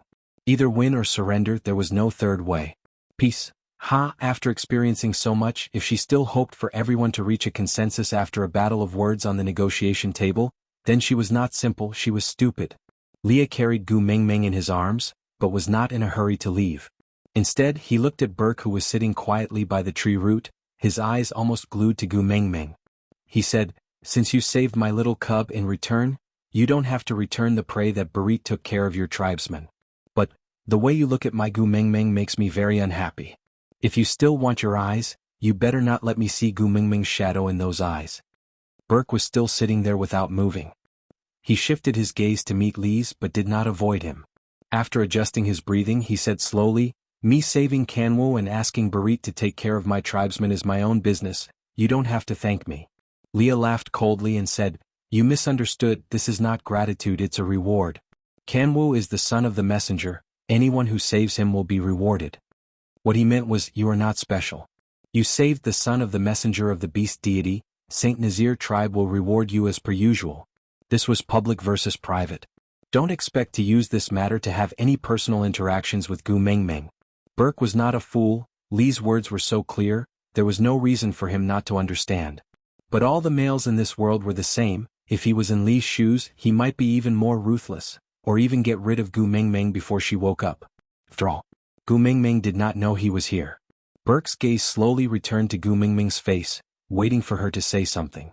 Gu Mengmeng's attitude, she turned her head around and rested her head on Li's shoulder.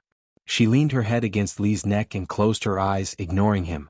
Leah chuckled and returned his gaze to Burke with a tinge of disdain. Tell that person that it's not wise to use a counterfeit to fight another counterfeit. With that he turned around and left. Elvis did not express his stance at all. He just walked back with Leah the moment he turned around. Huda and his brothers looked at each other, before finally carrying Qixin and following Gu Mengmeng from afar. Camel was the last to leave. As if he had made a decision, he turned around and ran back to Berg.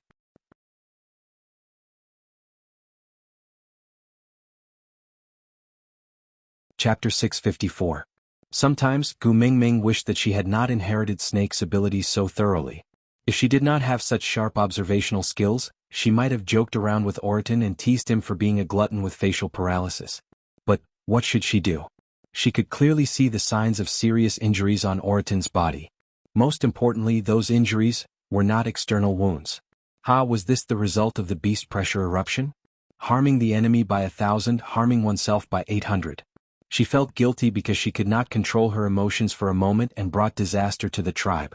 Everyone pretended that everything was fine in front of her, just like after the battle with Cole, she did not see Barit and the rest for a long time.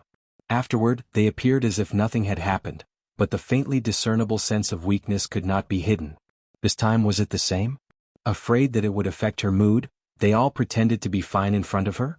Then should she cooperate and play dumb so that she would not let their arrangements down? Gu Mengmeng's lips curled up and her eyes curved into crescents. She said, "All right, I have not eaten hot pot for a long time." Leah placed Gu Mengmeng in a huge tree hole. This tree hole was not formed naturally and was obviously dug out later. The thick scent of fresh trees had yet to dissipate. Dried grass was laid at the bottom of the tree hole and Gu Mengmeng only felt that it was soft as she sat on it. Her body leaned to the side lightly. The surroundings of the tree hole were wrapped tightly and softly by beast skin. Sniffing carefully, there was Li's scent on it. It should have been dug out before she woke up. Elvis sat beside Gu Mengmeng's legs with his back against the tree trunk. He placed one hand gently on Gu Mengmeng's knee and closed his eyes to enjoy the sunlight and her fragrance. Gu Mengmeng reached out and caressed the side of Elvis's face, her gaze filled with heartache. Feeling that Gu Mengmeng was looking at him, Elvis slowly opened his eyes. A pair of blue eyes met Gu Mengmeng's clear eyes accurately. The corners of his lips curled up and his voice had a tinge of demonic charm and dispiritedness. It was slightly hoarse but full of knowledge. He said, "Looking at me like this, do you want it?" Gu Mengmeng was stunned for a moment, unable to react. Elvis supported himself with one hand on the ground and the other on the side of Gu Mengmeng's ear. His entire body leaned forward and he half knelt with his slender legs, using his knee to press against the edge of the tree hole between Gu Mengmeng's legs. A simple action had forced Gu Mengmeng's body to an angle where she could not retreat. The last time was in the Snake King Valley. In order to improve your blood circulation. I have indeed abstained from eating meat for too long. As Elvis said, he bent down and kissed Gu Mengmeng's neck, leaving a fiery red kiss mark on her snow-white neck, alluring and eye-catching. Elvis raised his head slightly and licked Gu Mengmeng's right earlobe with the tip of his tongue. Seeing her trembling like a startled rabbit, he could not help but chuckle and said, "You're so sensitive, it's really because you've held it in for too long, it's my fault for this, so, Xiaoming, how do you want to punish me?" Gu Mengmeng placed her little hand on Elvis's chest. She wanted to push him away but did not dare to. She was afraid that if she didn't control her strength properly, it would worsen his injuries. She bit her lower lip and said, "Don't mess around. I'm serious."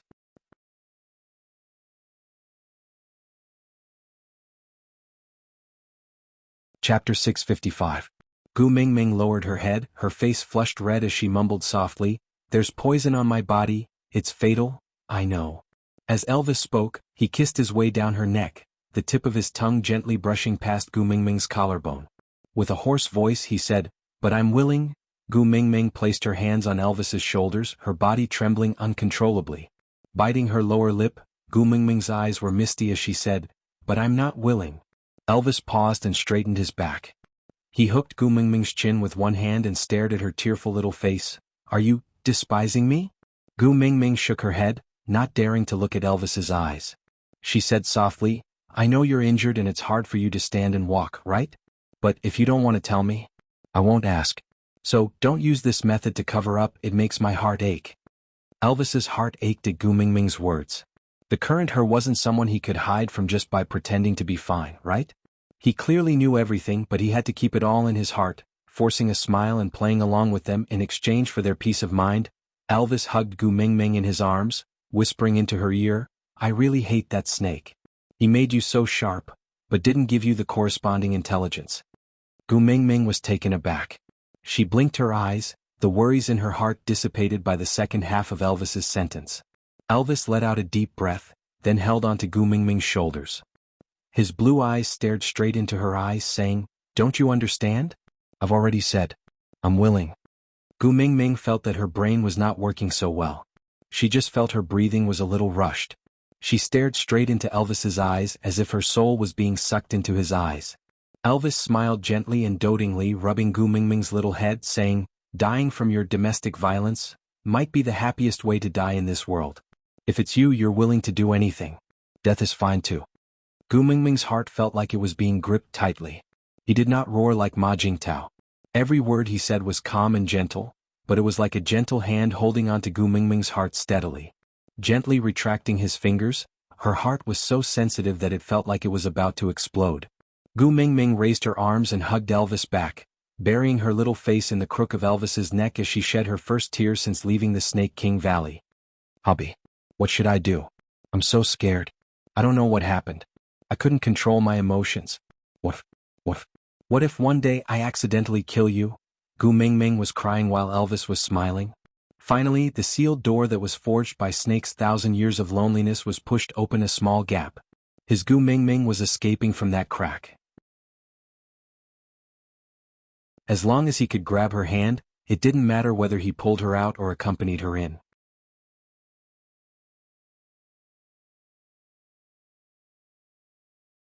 Chapter 656. Leah walked over and leaned against the tree trunk, chuckling, all right, I will be jealous if you continue like this." Elvis snorted softly and stood up slowly. Gu Mingming could tell that Elvis's injuries were definitely not healed and he was putting on a brave front. Leah carried Gu Mingming out from the tree hole and tapped on her little nose, saying, "Elvis is a 5th-level orc. Although his injuries are not light, his recovery speed is already very shocking. Moreover, don't you still have me around? I will not give him a chance to die in front of me and then watch you cry your heart out for him." Gu Mingming knew that Leah was purposely using such a sour tone to comfort her so that she could quickly recover from her sadness. Wiping her tears, Gu Mingming wrapped her arms around Lee's neck and asked, "What about you? Were your injuries very serious?"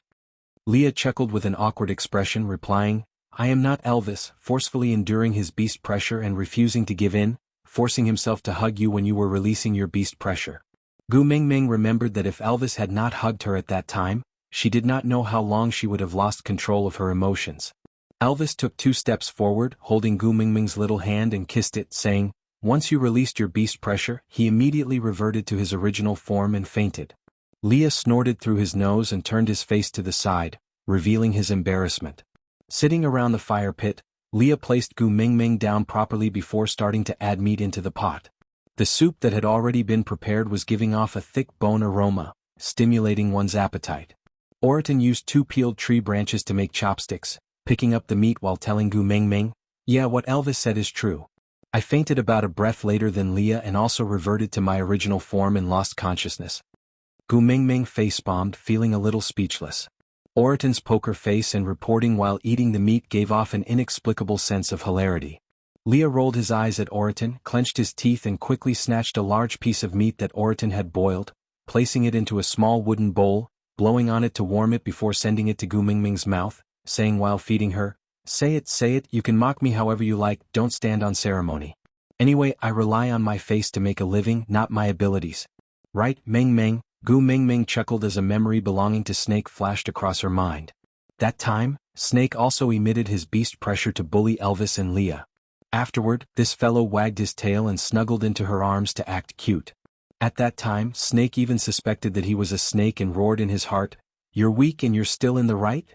Although Leah said that he did not mind, he snatched the meat that Oriton had cooked piece by piece.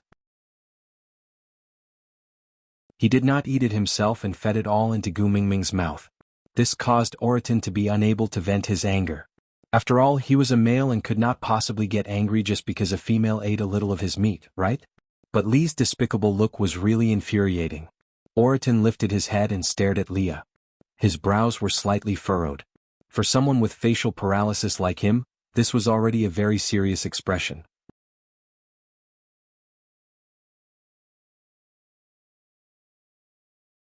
Chapter 657. Oriton clenched his teeth and cooked another piece of meat. He did not eat it himself and just placed it in Gu Mingming's bowl.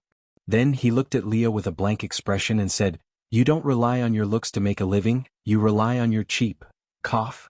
Gu Mingming choked on Oriton's words and almost spat out the meat she had just swallowed. Previously, Oriton had also called Leah a despicable with a straight face. A knife-wielding hero. Gu Mingming thought that Leah would be angry and drag Oriton to a duel to clear his name. In the end, this guy turned his head in an extremely coquettish manner and looked at her with a face full of grievance.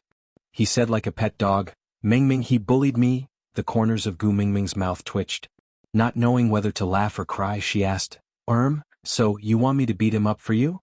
Leah looked at Gu Mingming seriously, then nodded his head resolutely. Yes, he nodded. Gu Mingming held her forehead and forced herself to raise her arm. "My limbs are weak now." Leah pulled Gu Mingming into his arms and kissed her little face lightly. His bewitching red lips inched closer and he licked the meat juice on the side of Gu Mingming's lips, before retracting his tongue back into his mouth.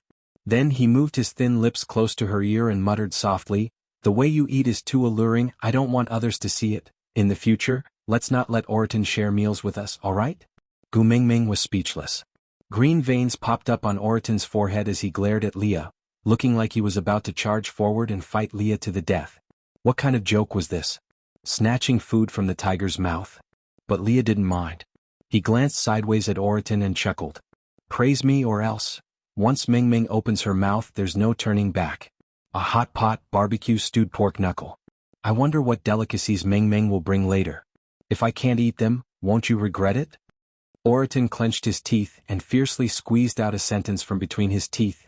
"You win." Leah chuckled, then looked at Oriton with an evil expression. "You're quite tactful, aren't you? Since you've already submitted, I'll be magnanimous and not stoop to pettiness. I won't let Mingming forbid you from coming to our house to eat." Oriton really could not stand Lee's smug look, so he turned his face to the side and stretched out his bowl. "Give me the meat." Leah snorted arrogantly, then quickly scooped up all the meat from the pot and placed it into Gu Mingming's bowl. "You are not even my female and you still want me to take care of you? Don't you have any shame?" On Oriton's forehead, there was a thick and large tick mark. Damn it, being scolded as shameless by a shameless person was so frustrating. Gu Mingming chuckled. She picked up a large piece of meat from her bowl and placed it in Oriton's bowl. "Stop fooling around. Hurry and eat." Oriton looked at the meat in his bowl, and his expression became a little better. He responded with a and picked up the meat with his chopsticks and sent it into his mouth. Then, the meat was snatched away from his mouth, a long wretched face appeared in front of him, chewing the piece of meat that was supposed to be in his mouth with great relish. He even purposely made chewing noises. "If a tiger doesn't roar, do you really think I'm a Hello Kitty?" Oriton leaped up and chased after Leah to attack. Leah dodged left and right but did not really retaliate. He just fooled around. Elvis sat beside Gu Mingming, holding the bowl and chopsticks that Leah had stuffed into his arms. He picked up a piece of meat that was just the right temperature and sent it into Gu Mingming's mouth. Seeing her helpless smile, his gaze also softened. Luckily in this house, there was still Leah who knew how to divert her attention and make her happy. She smiled again. "How nice. Aside from the topic, I saw the comments from my babies. They were all talking about Gu Mingming's recent emotional problems.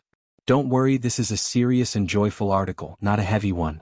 Gu Mingming was just not used to the sudden addition of over 1,000 years of memories because Snake had just died.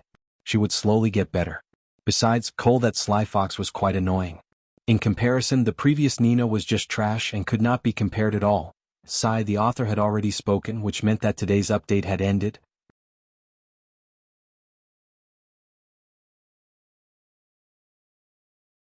Chapter 658. What caused Oriton and Li's quarrel to end was Burke, who was being supported by Kanwu and Jiaoyu as they walked closer. Huda carried Qixin in his arms and walked in front of Gu Mingming. He looked at Gu Mingming with his clear and bright eyes and asked, "Mummy, can we invite Kanwu's master for a meal?" "Master?" Gu Mingming frowned and asked. Kanwu walked in front of Gu Mingming, treating Elvis, who was sitting beside Gu Mingming, as though he was invisible. Kanwu's eyes, which were 80% similar to Elvis's, carried a stubbornness that did not belong to his age. He said, "Master Burke was injured while trying to save me, so he is temporarily unable to hunt. I feel that I should at least be able to afford his food before he recovers, but the current me is still too weak. Mom, can you allow Master Borg to eat with us for a while?" Gu Mingming placed her hand lightly on Kanwu's head and rubbed it gently. "It's a good character to be grateful. Mummy will definitely support you." Kanwu pounced into Gu Mingming's arms and hugged Gu Mingming's neck tightly with his little hands. He pressed his chubby little face against Gu Mingming's and mumbled for a while before saying, "Mummy, thank you." Gu Mingming chuckled and hugged her awkward son back. She looked up at the pale-faced Burke and said, "Sit, let's eat together." Burke took a step forward, but Leah stood in front of him and said coldly, "I remember I have already paid you." Burke's gaze was filled with a sense of inferiority. Of course he knew the difference between him and Leah, not to mention Elvis, who was sitting beside Gu Mingming. He also knew that it was not good to be greedy, so when Gu Mingming asked him to follow them to St. Nazaire, he almost wanted to agree without caring about anything else.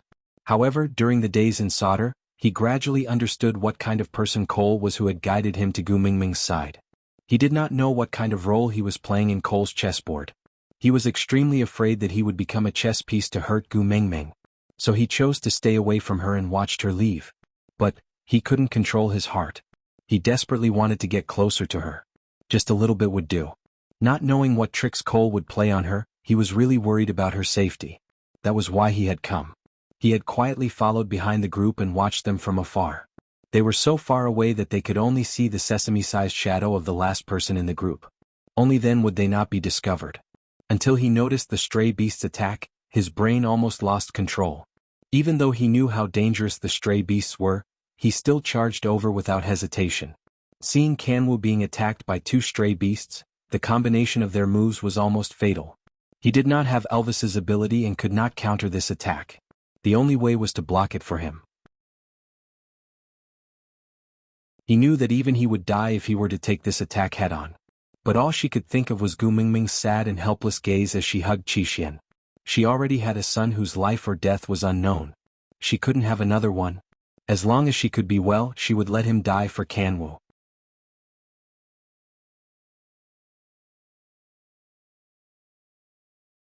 Chapter 659.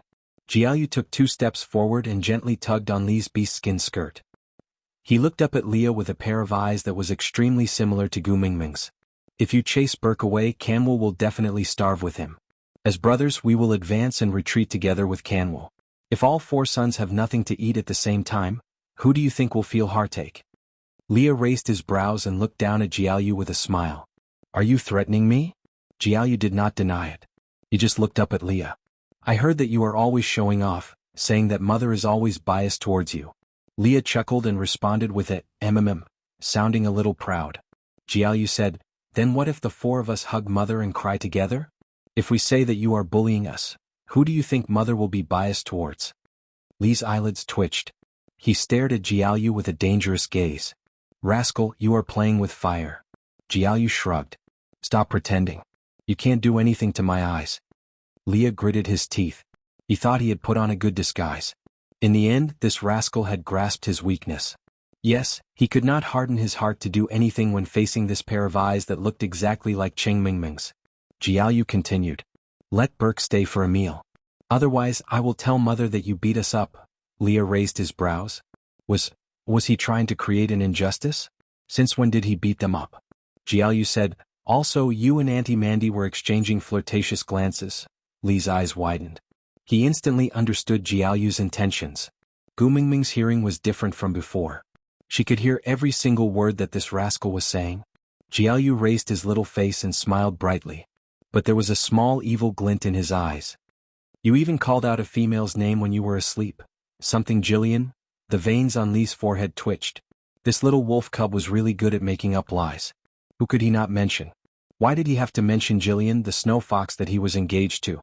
Jiaoyu wanted to say more, but Leah covered his mouth and gave in with a black face. Let him eat, all right? If you keep lying, your mother is going to explode. Jiaoyu smiled triumphantly and gently slapped Li's wrist away. He turned around and walked back. After taking 2 steps, he turned back and lightly patted Li's shoulder. With a sincere and earnest look, he said, I am also doing this for my brother, I have no choice. You don't have to take it to heart. In any case, you wouldn't dare to kill me. Also, your mother is going to explode. Your whole tribe is going to explode. With that, Jiaoyu sighed maturely and walked back to Burke's side. He held onto one of his arms and said, my mother's males don't have normal brains. Don't bother with lunatics. Since my mom said you can stay for dinner, you can eat without worry. After all, my mother is the one who calls the shots in this family. Kanwu stood up from Gu Mingming's arms. He hesitated for a moment before kissing Gu Mingming on the cheek. Without saying a word, he walked to the other side of Burke and sat beside the fire with Jiaoyu on Burke's left and right. Huda handed Qixin over to Jiaoyu. Then he went to fetch the bowls and chopsticks. He scooped up some meat from the pot and filled 4 small bowls. He passed them to his brothers and Burke respectively. Then he carried Qixin back into his arms. All right, let's eat.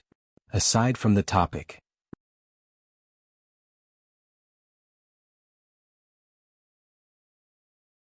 Chapter 660. The atmosphere during this meal was rather strange. Oriton glared at Leah, looking as if he had a poker face and was unable to satisfy his craving. Leah and Elvis's sharp gazes could not wait to poke Burke's body into a honeycomb coal, chewing mouthfuls as if it was Burke's bones instead of meat. Burke and the 3 little ones ate quietly, trying their best to control their eyes, but still could not help but stare at Gu Mingming. Gu Mingming face-bombed, wishing that her observation skills were not so sharp. She just wanted to have a good meal. Reaching out to hug Kanwu, Gu Mingming realized that the meat in his bowl was barely touched, so she asked with concern, why aren't you eating? Kanwu lowered his head and stared at the meat in his bowl, replying, Master Burke was invited back by me, so my portion is for Master Burke to eat. Gu Mingming frowned, feeling a little heartache. She knew that Elvis's education was too forceful, causing a lot of psychological pressure on this child. But she could not say that Elvis was wrong in front of the child, so she could only comfort him. Silly son, Burke saved you, so he is our family's benefactor. Even if you did not invite him back, Mummy will not watch him starve. So you don't have to save your own food for him, just eat obediently, alright? Kanwu looked up at Gu Mingming but lowered his head again. Shaking his little head, he said, no, I will repay my own kindness. Gu Mingming did not miss the way Kanwu glanced at Elvis from the corner of his eyes when he said that. Gu Mingming's heart ached for her son, and even the way she looked at Elvis was a little sad. Elvis sighed as if he was admitting defeat, but did not say anything else. Kanwu looked up at Gu Mingming, saying with an extremely serious face, Mummy, I have Burke as my master, he will teach me how to become stronger. From tomorrow onwards we will start practicing from hunting. So don't worry, I can take responsibility for my own decision. How could a child who was not even a year old talk about taking responsibility? It made one's heart ache to hear it. Gu Mingming hugged her son into her arms, then gave half of the meat in her bowl to Kanwu, saying, how about this, you give your portion to Burke, Mummy will give you half of her portion. How about this? Kanwu shook his head and poured the meat back into Gu Mingming's bowl. He looked at Gu Mingming with a clear and determined gaze and said, I'm a male beast, how can I snatch a female's food? Mom, you're making me feel useless. Gu Mingming bit her lower lip. She really wanted to borrow a cell phone to surf the internet and post a thread asking, what to do if the child is too headstrong? Which family's son entered the rebellious phase at the age of 1? Please enlighten me. I'm waiting online. It's urgent. Elvis slowly stood up and walked to Gu Mingming's side. He kicked Kanwu to the ground before lifting up the bowl and directly pouring the meat into his mouth. His large hand covered Kanwu's mouth like a pair of metal pincers. Just eat when I ask you to, don't make my wife worry. Kanwu's eyes were red, but he stubbornly refused to cry. He swallowed the meat in his mouth without even chewing it. When Gu Mingming pushed Elvis away and hugged Kanwu, he had already swallowed the food in his mouth. Elvis placed the empty bowl down for her to see and said gently, "All right, he has eaten. Don't worry."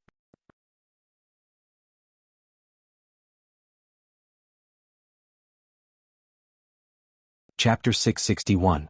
Elvis was speechless from the scolding. He looked at the empty bowl and did not know what to do. Giving the wolf pups meat was also wrong? Kanwu bit his lower lip and forcibly held back his tears. He said, "Mummy, don't be angry. The weak do not have the right to resist. One day I will become stronger and never let you worry about me again."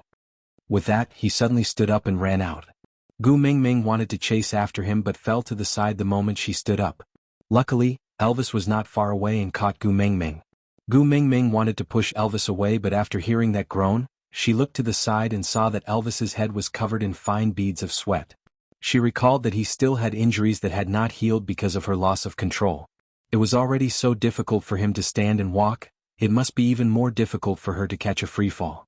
Gu Mingming could only watch worriedly as Kanwu ran far away. She bit her lower lip and could not say a word. Burke stood up with Jiaoyu's help and walked to Gu Mingming's side. Standing shoulder to shoulder with her, he said, "Don't worry, I will take care of him." Gu Mingming looked to the side at Burke. Now, there was no better way. "Sorry to trouble you." Burke chuckled. "If you had not unleashed your king's aura, I would definitely not have been able to withstand the second blow from those two stray beasts. So, actually you saved my life. To repay you, taking care of Kanwu is not a big deal. He is a very sensible child." With that, Burke walked in the direction where Kanwu had disappeared. Huda carried Qixin and walked to Gu Mingming. He raised his little face and said, "Mummy, your body is too weak. You need to rest and recuperate. I will help you look after your brothers and not let them cause any trouble.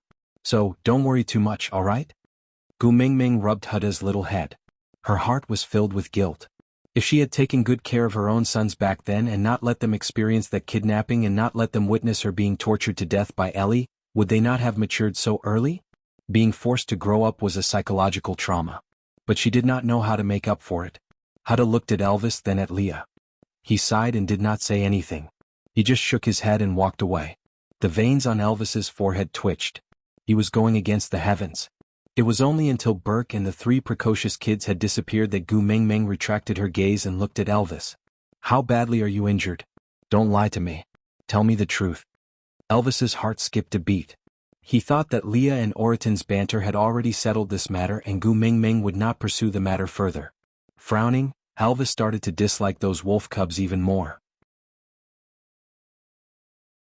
If Kanwu had not suddenly run away, causing Gu Mingming to almost lose her balance after getting up to chase after him, he would not have rushed over to hug Gu Mingming, causing pressure on his wound and causing Qing Mingming to worry.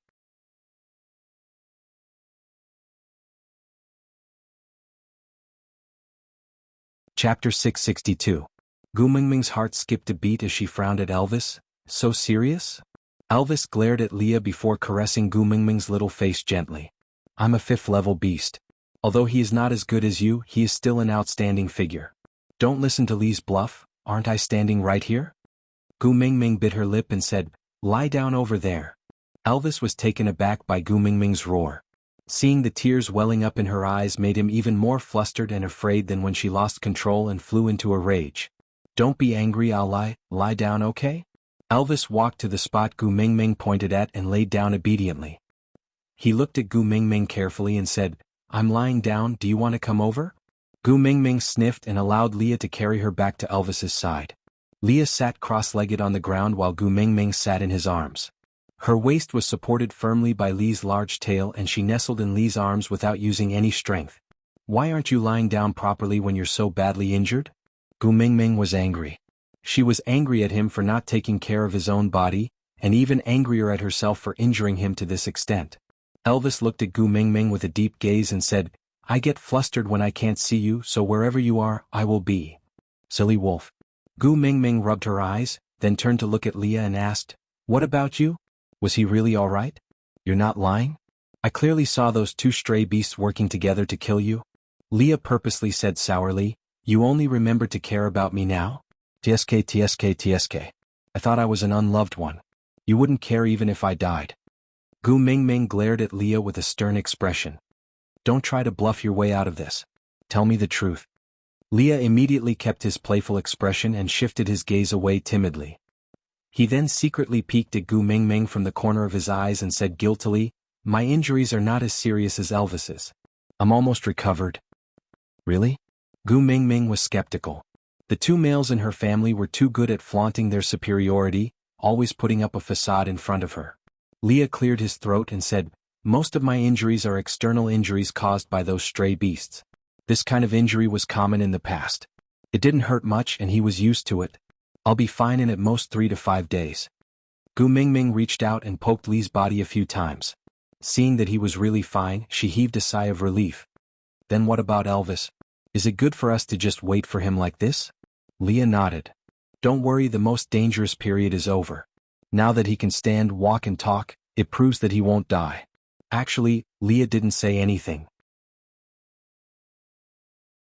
In order to recall Gu Mingming's consciousness and prevent her from being smashed into minced meat by the explosive force that was too much for her body to handle, Elvis endured the intense pain and walked to Gu Mingming's side. Not only were his bones injured, his organs were also injured. If Gu Mingming had held back her pressure a second later, Elvis's heart would have shattered into pieces. By then he might not even have a complete corpse. Although he had the recovery ability of a 5th-level beast, Elvis's injuries were too severe. He did not agree with Elvis pretending to be fine in front of Gu Mingming from the start and told him to rest well, but he did not listen and insisted on staying by Gu Mingming's side to prove that he was fine and not make her feel guilty. What was the result?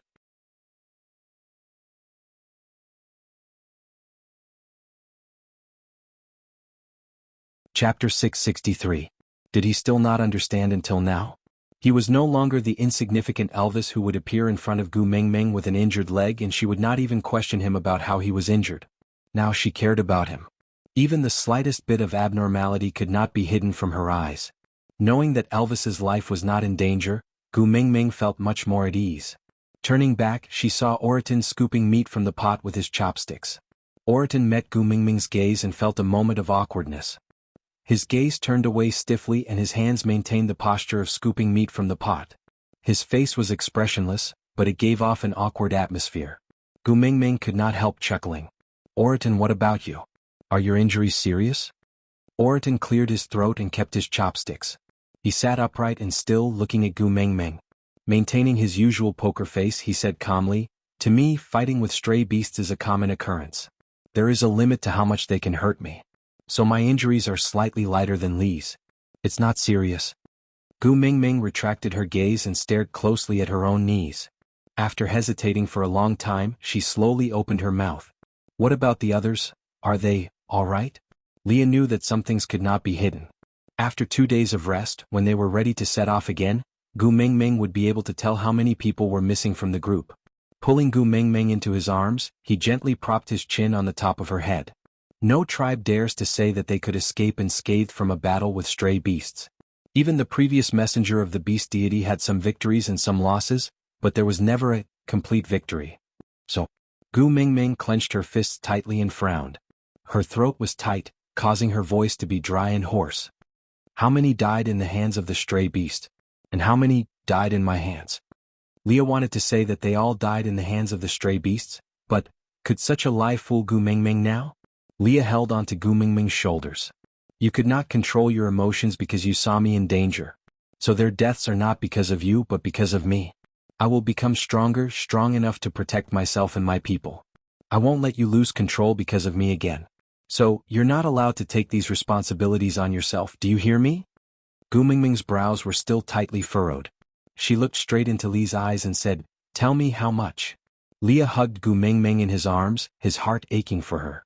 He sighed and said, 72 people died in the battle, 90, beast pressure. Gu Mingming's body went limp and she fell into Li's arms. Most of these people had joined Saint Nazir during Sauter's beauty pageant.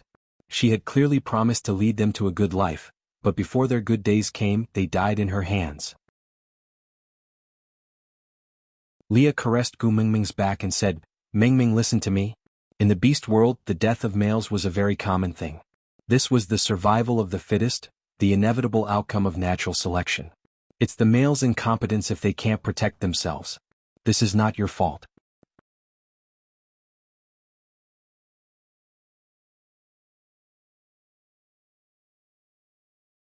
Chapter 664. Leah and Elvis exchanged glances and heaved a sigh of relief. Gu Mingming continued, 162 males. I'm afraid every family will suffer some losses. Arrange for the single males to protect and take care of the females with reduced family members to ensure that the female's quality of life doesn't drop and that there are no loopholes in their safety. Leah threw Oriton a look, and Oriton, who was sending a piece of meat into his mouth, lowered his head and sighed, "Got it, I'll go arrange it." After taking 2 steps, Oriton turned back and looked at Gu Mingming's expression. He pressed his lips into a straight line, and it was obvious that, "I have something to say but I don't know if I should say it," was written on his face. Gu Mingming looked up and asked, "What's the matter?" "Just say it." Oriton cleared his throat and said with a serious expression, "I still want to share dinner tonight. Is roasted meat okay?" Gu Mingming, under such circumstances Oriton was actually concerned about dinner. Leah was really right. In this beast world, everyone seemed to be so used to the death of males that they were numb to it. Leah made a tisk sound and looked at Oriton. "Roast what meat? Can't you see that my Gu Mingming is not in a good mood? If you don't want to share dinner tonight, you can settle it yourself in the wild."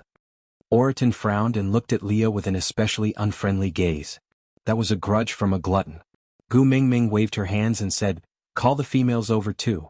Let's roast meat together tonight and let them clearly see that I'm still alive. Then they will feel more at ease." "Yeah." Oriton's expression softened a little and he ignored Leah and left directly. After Oriton left, there was only Gu Mingming and her family left. Leah placed Gu Mingming back into the tree hole and then knelt by her feet. His furry large tail landed gently in her arms and covered her like a warm blanket. His elbows propped on the sides of the tree hole and he looked up at Gu Mingming's little face, smiling without saying a word. Gu Mingming looked back at Leah and asked, "What's wrong? Why are you looking at me like that?" Leah chuckled and said, "I feel extremely complicated now. I'm proud and disappointed at the same time. What should I do?" Gu Mingming looked at Leah in confusion, waiting for him to continue. Leah gently caressed Gu Mingming's little face and said, "You are becoming stronger and stronger. You have thought through many things very clearly, and this is a good growth trend. It means that you will no longer be trapped in a pitch-black sadness in the future. This is a good thing. I should be happy and I should be proud of your growth. But this also means that you need Elvis and me to accompany and comfort you for one less thing. Your reliance on us will also decrease. My heart is empty. I'm afraid that one day you won't need us anymore." Gu Mingming did not know whether to laugh or cry at Lee's worry. This feeling of wanting him to be independent yet afraid of losing his reliance. Wasn't this the mentality of a parent sending their child to kindergarten for the first time? Pulling Lee's hand, Gu Mingming looked at Elvis. His expression told her that he also had the same worries. What a tacit understanding.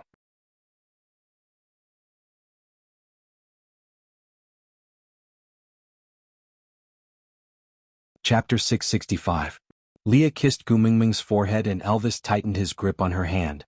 Gu Mingming heaved a sigh of relief and turned to look at Leah, asking, "Can you tell me now? What does using a fake to fight another fake mean?" Leah was stunned for half a second before he smiled and rubbed Gu Mingming's little head, saying, I really can't hide it from you." Gu Mingming did not say anything, but her instincts told her that everything had something to do with Cole. Leah rested his chin on Gu Mingming's little head and said tirelessly, "Do you remember what I told you on the day I exiled Cole?" Gu Mingming nodded. Her memory was frighteningly good now and it was not easy for her to forget. Leah chuckled and said casually, as if he was narrating a story that had nothing to do with him, "During the few years I was exiled, I hated Cole to the core. But the disparity in our abilities made me unable to take revenge. Getting close to Cole would only make me get played around by him again. If I don't want to become a clown that he can fool around with, the only way is to understand him and surpass him." Gu Mingming frowned.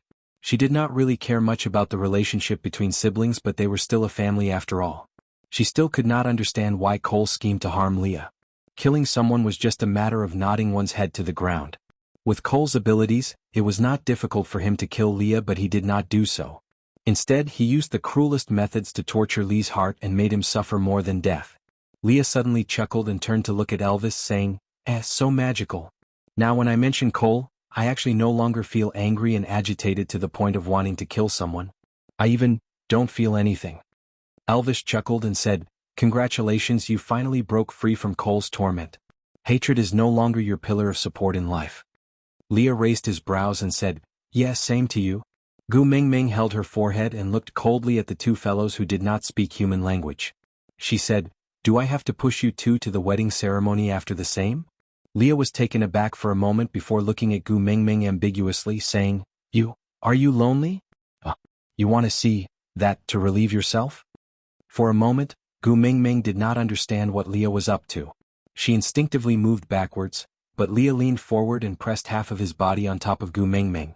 His slender and bony hand locked her little hand above her head, while his other hand hooked her chin. He whispered in her ear, My first time is reserved for you, how can I give it to Elvis? No matter how much you want to see, at least, let me taste your sweetness first, Gu Mingming felt a gust of steam coming out from her ears, just like the white smoke spewing out from a steam train after the whistle sounded. She wriggled her body a couple of times and said with a flushed face, Who wants to see? Leah pulled away a little and looked at Gu Mingming slyly. He slid his finger across his lips and licked it with the tip of his tongue. His expression was seductive, just like poppies blooming in the night, making one hold their breath. You really don't want to see it? If you ask, maybe I'll be willing to cooperate?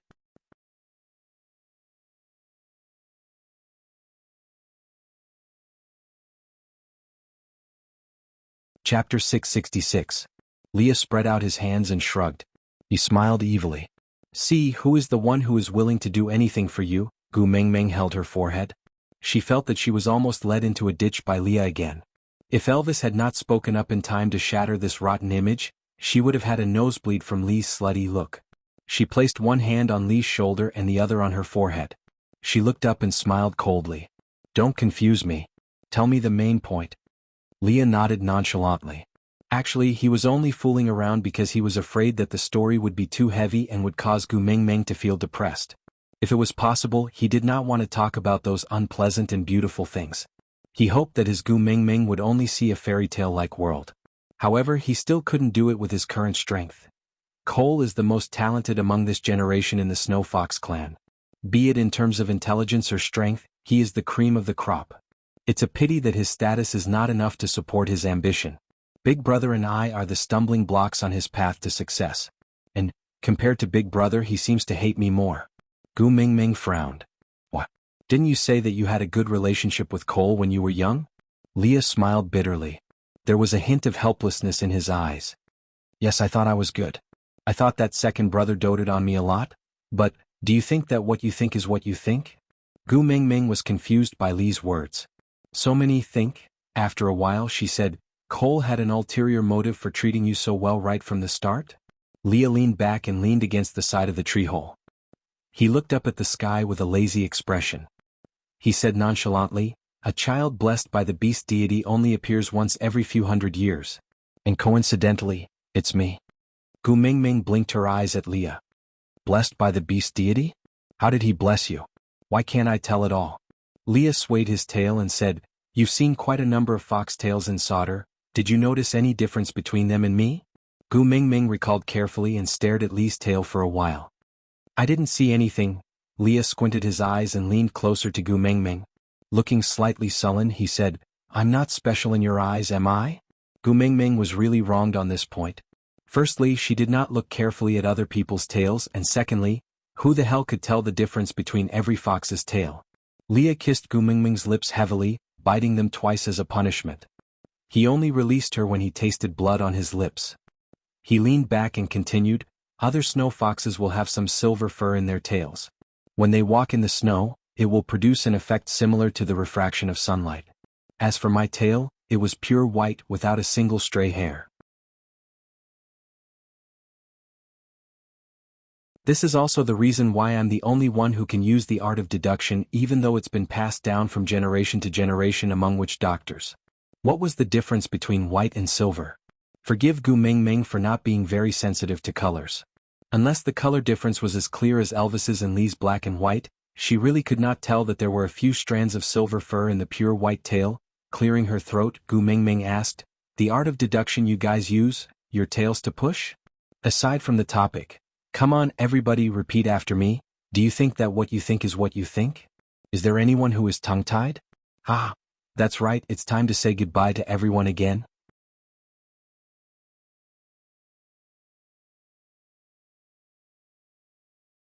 Chapter 667. Leah shook his head and said, only pure white snow foxes can sense the deity's decree and understand the hidden message in the deduction technique.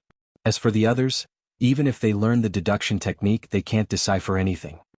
Gu Mingming rolled her eyes at the mention of the beast deity. She was unhappy and mumbled, he doesn't look very reliable, why do you still trust him so much? Leah rubbed Gu Mingming's little head and said, when I was being exiled by Cole and was struggling with hatred, I had also asked myself this question. Am I really a child blessed by the beast deity? Then why do I have to suffer like this? Until he guided me to meet you. Only then did I understand that he really cared for me. He didn't allow me to waste my good luck anywhere else, just to accumulate enough good luck to meet you and accompany you. Compared to you, those things in the past are not even worth mentioning. Elvis had also said something similar. Gu Mingming turned to look at Elvis with a deep gaze. The two males in her family always used the phrase, not worth mentioning, to downplay the pain of the past. But why would she believe them? How many times had they risked their lives to exchange the phrase, not worth mentioning? Sighing softly, Gu Mingming held Li's hand and looked at him gently. She said, a child blessed by the beast deity received the protection and preferential treatment of the entire tribe, so Cole was jealous, right? Leah nodded his head in approval and chuckled as if it was someone else's story. He said, yes, if he wanted to be the tribe leader, he could have just killed my eldest brother. But even if he killed me, he couldn't replace me. On the day I was exiled, I asked him why he wanted to harm me and he said, because you are the ninth highness. Can't be replaced but can be destroyed, that's probably what he meant. Gu Mingming's heart ached for Leah. What could be more painful than being betrayed and framed by someone whom she had relied on wholeheartedly? But Leah was smiling casually. He kissed Gu Mingming's little face and said, I was afraid that you would be like this, so I didn't want to tell you. It's all in the past, I don't care about it anymore. Gu Mingming pursed her lips and did not say a word. Don't care about it? If he had really forgotten about it, let it go and let it go, why would he have created Saint Nazir? He even dared to plot against the messenger of the beast deity. As a witch doctor, he knew better than anyone else that plotting against the messenger of the beast deity was a great disrespect to the beast deity and would result in torture and punishment. But even so, he still did it without hesitation. How was this a sign that he had already let it go? Leah pinched Gu Mingming's little face and said, I can't continue telling my story if you look at me with such a worried expression. Gu Mingming turned around and lay in Li's arms. She leaned her back against his chest and rested her head on his shoulder. She gently closed her eyes and said, I won't look at you. You can speak. Leah kissed her hair and continued, if I want to win Cole, I must first learn to think from his point of view. So I started to imitate his actions and guess his thoughts. Slowly I started to forget how the original Leah was like. My actions were Cole's way of thinking. Strictly speaking, the current me is just a fake of Cole, an imitation. Gu Mingming chuckled and said, so when I was tricked by Cole to solder previously, you said you were worried that I would fall in love with Cole, right? Aside from the topic, the post, my wife smells so good, from a friend on Twitter was still the same, PK in the middle was still popular. In her previous life, 7 years of sincerity had been wasted and she had died tragically. In this life, she had transformed into a gentle and lovely lady, a graceful and graceful lady. Although Mr. Chi had countless women around him, he had always left his pillow for her, his one and only lover, Su Wei.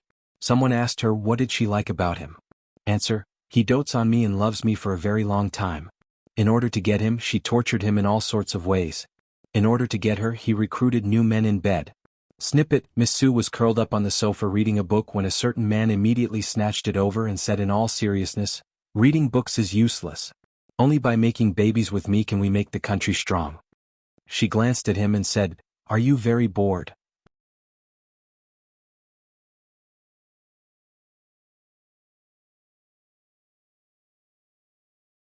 Chapter 668. Leah squinted his eyes and adjusted to the sunlight that scattered on his face. He looked sideways at Gu Mingming and touched her left ear gently with his fingers. He chuckled and said, you had destroyed all my confidence at that time. And, from some aspects, Cole was indeed more outstanding than me. After all, I had always been imitating him. How could I walk in front of him by stepping on other people's footprints? Her two males were extremely confident in other aspects, but they were as humble as dust when it came to relationships. Gu Mingming felt helpless and asked Leah, "Are you not afraid now?" Leah pulled Gu Mingming. Gu Mingming did not have much energy and did not want to resist, so she just let him pull her onto his chest like a rag doll and lay on top of him. Leah kissed Gu Mingming's earlobe lightly and said with a huff, "Do you know why I insisted on making Elvis your first partner?" Gu Mingming thought for a while and replied, "You were afraid that I would not accept Elvis after mating with me and you would not be able to fulfill your promise?" Leah shook his head and said, "You are not heartless towards Elvis. Moreover, with your soft-hearted and kind personality, if I had plotted it, the time you accepted him after we mated would be shorter than the time you accepted me." Gu Mingming thought about it and felt that it was true. She nodded her head in agreement and then asked, "Why is that?" Lee's fingers caressed the snowfox mark on her ear gently and his gaze was misty as he said, "Because I know how selfish I am." Gu Mingming did not understand what Leah meant. Leah smiled bitterly and said, "If I was the first partner, even if I knew I could not protect you alone, I would rather drag you to death with me than to allow you to have a second male. But Elvis is different. He can give up everything for you and he can also defeat everything. Even if he had to grind his heart into pieces inch by inch, as long as you are happy, he would not say a word. It is the safest and most beneficial for you to have such a person as your first partner. The two of you must mate first so that he can suppress me in terms of strength. Only then can I be at your side with peace of mind. Because, when I can't control myself and go crazy from jealousy, there must be someone who can protect you from my madness." Leah made himself sound so evil, but Gu Mingming just laughed out loud. She poked Lee's brows and said, "But you're so selfish, yet you gave up your position as the first partner just to be my insurance. So, I believe that no matter if it's you or Elvis, neither of you will hurt me." Leah allowed Gu Mingming's little hand to poke his forehead. Looking at her gentle and calm eyes, the corners of his lips curved upwards unknowingly. "Of course we won't hurt you, but we will hurt those males who try to get close to you." Gu Mingming chuckled and declined to comment. In her life, Leah and Elvis were enough. After the incident with Snake, she clearly knew that if she didn't want others to get the wrong information, she shouldn't show any kindness from the start. Turning a blind eye is sometimes a kind of mercy.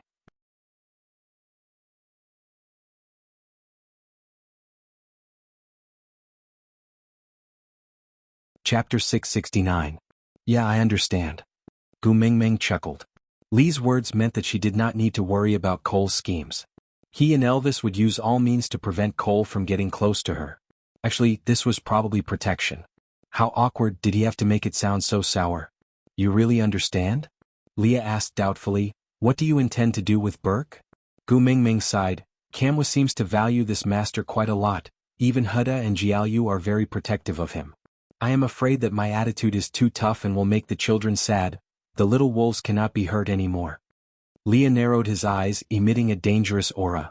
"So you intend to let him use the little wolf cubs as a cover to wander around you?"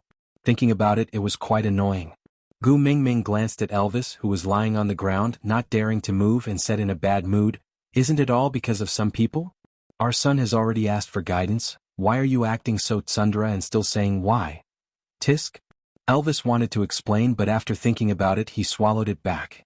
Leah looked at Elvis's bitter expression and could not help but laugh. With a gloating look he said, "Some people just want to grind down Kanwa's arrogance and make Kanwa beg him a few more times, so that the little wolf pups can clearly see who is the boss in the family.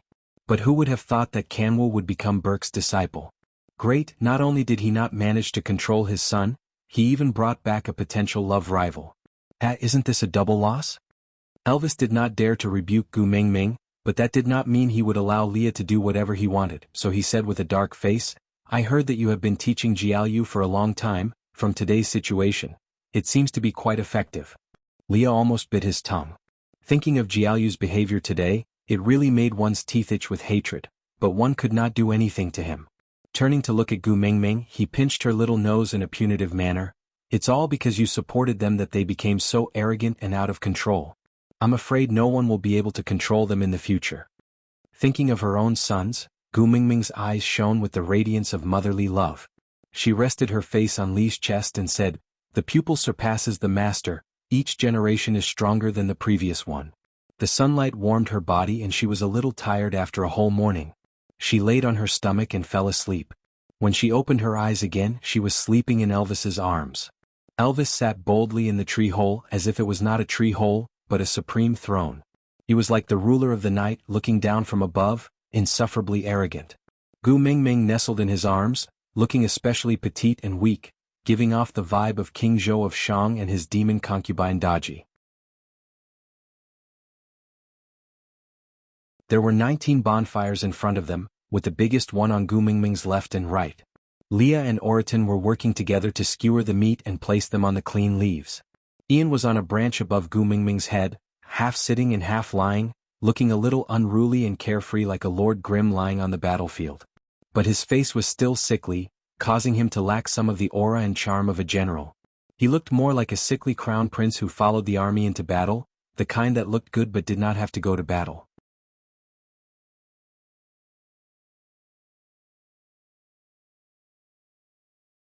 Chapter 670.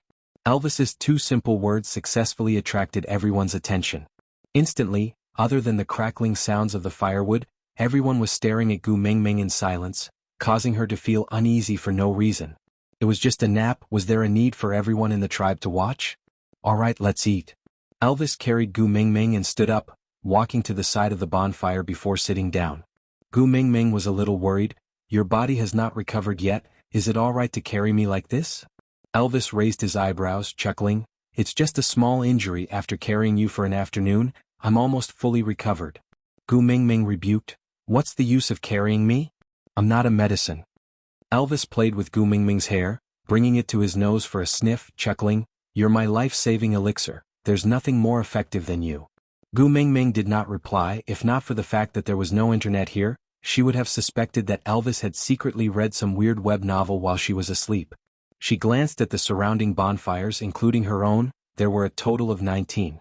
Every family had one bonfire, which meant that there were no female casualties in this battle. That's right, even if all the males in the family died, there were still unmated males who would automatically take over to protect the females. Unless all the males in the tribe died, the females would definitely be well protected. Gu Mingming inherited Elvis's eyesight. She could see extremely clearly in the firelight. Each and every familiar face, so calm that not a single trace of sadness could be seen. They were still instructing the males to eat this and that, do this and that. Gu Mingming felt a little weird. She had prepared herself to see how sad the females were tonight, before being tortured by guilt till they were covered in cuts and bruises, unable to go any further. She knew that it would definitely be very painful, but she also knew that it was a reasonable torture for her to endure.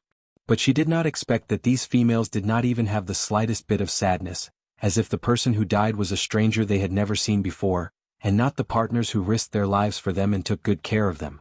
To a certain extent, this lessened Gu Mingming's guilt, but she felt another kind of sadness that she could not describe. Sandy's bonfire was the closest to Gu Mingming's, on the right side of the tree hole. Sandy sat with his back facing Gu Mingming, not turning his head at all. Huda and his brothers did not prepare to roast meat in Gu Mingming's fire pit. Instead, they sat beside Sandy's fire pit. Burke sat beside Kanwu. His gaze pierced through the flames and landed on Gu Mingming with a scorching heat, as if he could not control his longing for her. Leah held onto the roasted meat branch and snapped it into 2. He laughed sinisterly. That pair of eyes really makes me uncomfortable. I really want to dig them out. Gu Mingming waved her hands and sighed. Forget it, the children know that you don't like him and have already brought him to Sandy's place for a free meal. Don't mind him. If he wants to watch, let him watch. Leah took 2 deep breaths, then walked to Gu Mingming's side and used his body to block Burke's line of sight. With a darkened face, he looked at Burke with a threatening gaze. How can I do that? What if I spoil it? Gu Mingming did not know whether to laugh or cry. She patted Elvis's shoulder, signaling him to turn around.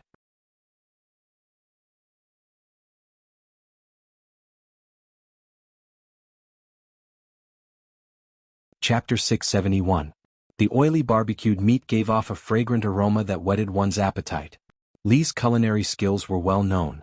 Even though his theoretical knowledge came from Gu Mingming, the food he made was much better than Gu Mingming's culinary skills.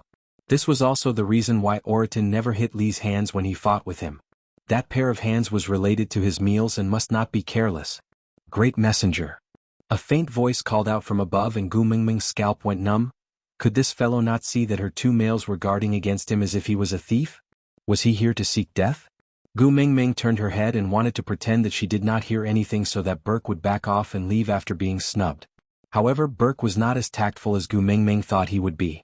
Not only did he not leave, he even squatted down on one knee and pushed Kanwu towards Gu Mingming, saying, "Kanwu was injured during training today. Although it's not serious, it's better for the witch doctor to treat him." Upon hearing Kanwu's name, Gu Mingming turned her head abruptly. Only then did she realize that one of Kanwu's claws was flipped outwards.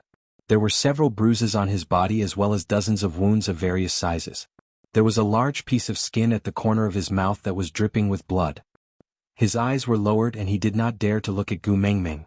He looked like a child who had returned home with 0 marks for his parents to sign. Gu Mingming's heart twitched violently. She cupped Kanwu's little face and asked with heartache, "Who beat you up to this state?" Kanwu lowered his head and replied in a small voice, I went hunting, and met a tiger, but I couldn't beat it." Gu Mingming gritted her teeth and raised her hand to give Kanwu a slap. But she could not bear to do it. So she looked up and glared at Burke angrily.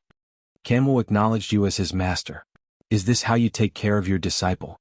Burke did not explain and just looked at Gu Mingming quietly, allowing her to vent her anger on him. Kanwu tugged at Gu Mingming's sleeves and explained. "Mummy, don't scold Master Burke. Master Burke originally wanted me to hunt rabbits. I was too greedy and arrogant, so I secretly ran far into the tiger's territory. If not for Master Burke's timely rescue, I might not have been able to return today." Gu Mingming also knew that it was wrong to blame Burke, but her son was already so badly injured. She could not bear to even say a few harsh words to him, let alone hit him. Clenching her fists, Gu Mingming said coldly, "Thank you for saving my son once again, but I feel that you are not suitable to be his master. Let his father teach him martial arts in the future." Borg still didn't say anything. He just stood there quietly. But Kanwu lifted his little face and looked at Gu Mingming seriously with his brows furrowed. "Mummy, I will only acknowledge the master I choose myself." Elvis retracted his arm and pulled Gu Mingming back into his arms. He looked at Kanwu with disdain and said, "If he falls into my hands, I will definitely not save him today. If you can't even defeat a mere wild beast, what face do you have to live on?" Gu Mingming turned her head and glared at him. "Elvis."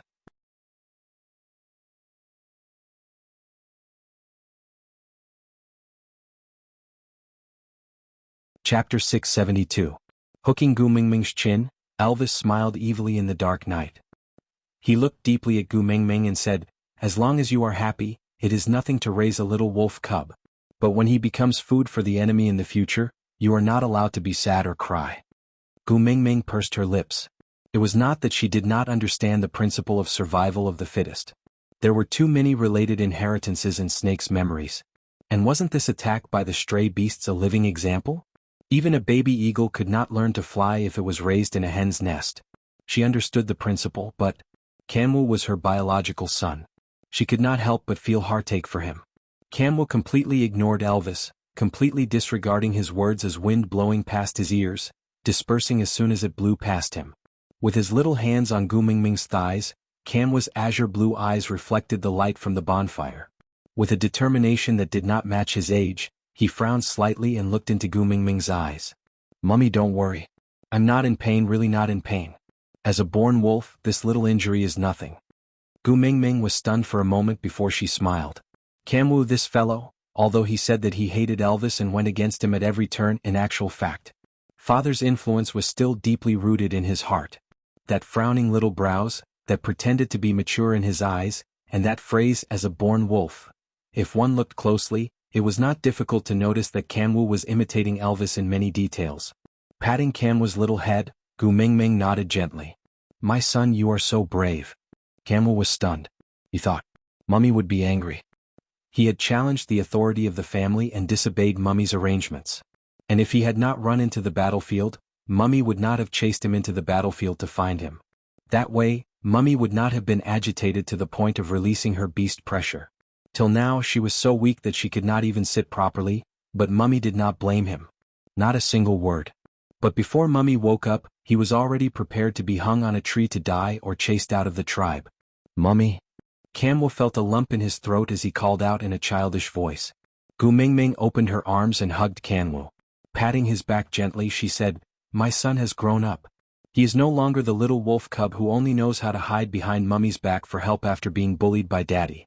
In the future, Mummy can also rely on you to protect me? My little hero." Kanwu raised his eyes. His azure blue eyes were filled with tears. He nodded firmly and said, "I will always protect my mother." Gu Mingming cupped Kanwu's little head and kissed him on the forehead. "All right, I look forward to it." Kanwu wanted to say something more, but Leah had already grabbed the back of his neck and pulled him out of Gu Mingming's arms. He smiled gently and said, "Kanwu's injuries still have to be dealt with. After all, he is only a half-orc and his recovery ability is still too weak. If he is not dealt with in time, he might suffer for a long time." Gu Mingming nodded. "All right, I'll leave Kanwu to you." Leah carried Kanwu and turned to leave. He only said one sentence. "Don't worry." For some unknown reason, Gu Mingming felt a chill down her spine when she heard Lee's words. Why did his back view of carrying Kanwu look so much like a human trafficker?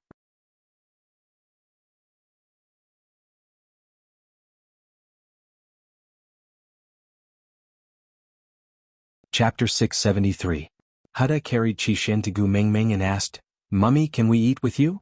Gu Mingming used her elbow to poke Elvis and said softly, "The children are here, stop fooling around."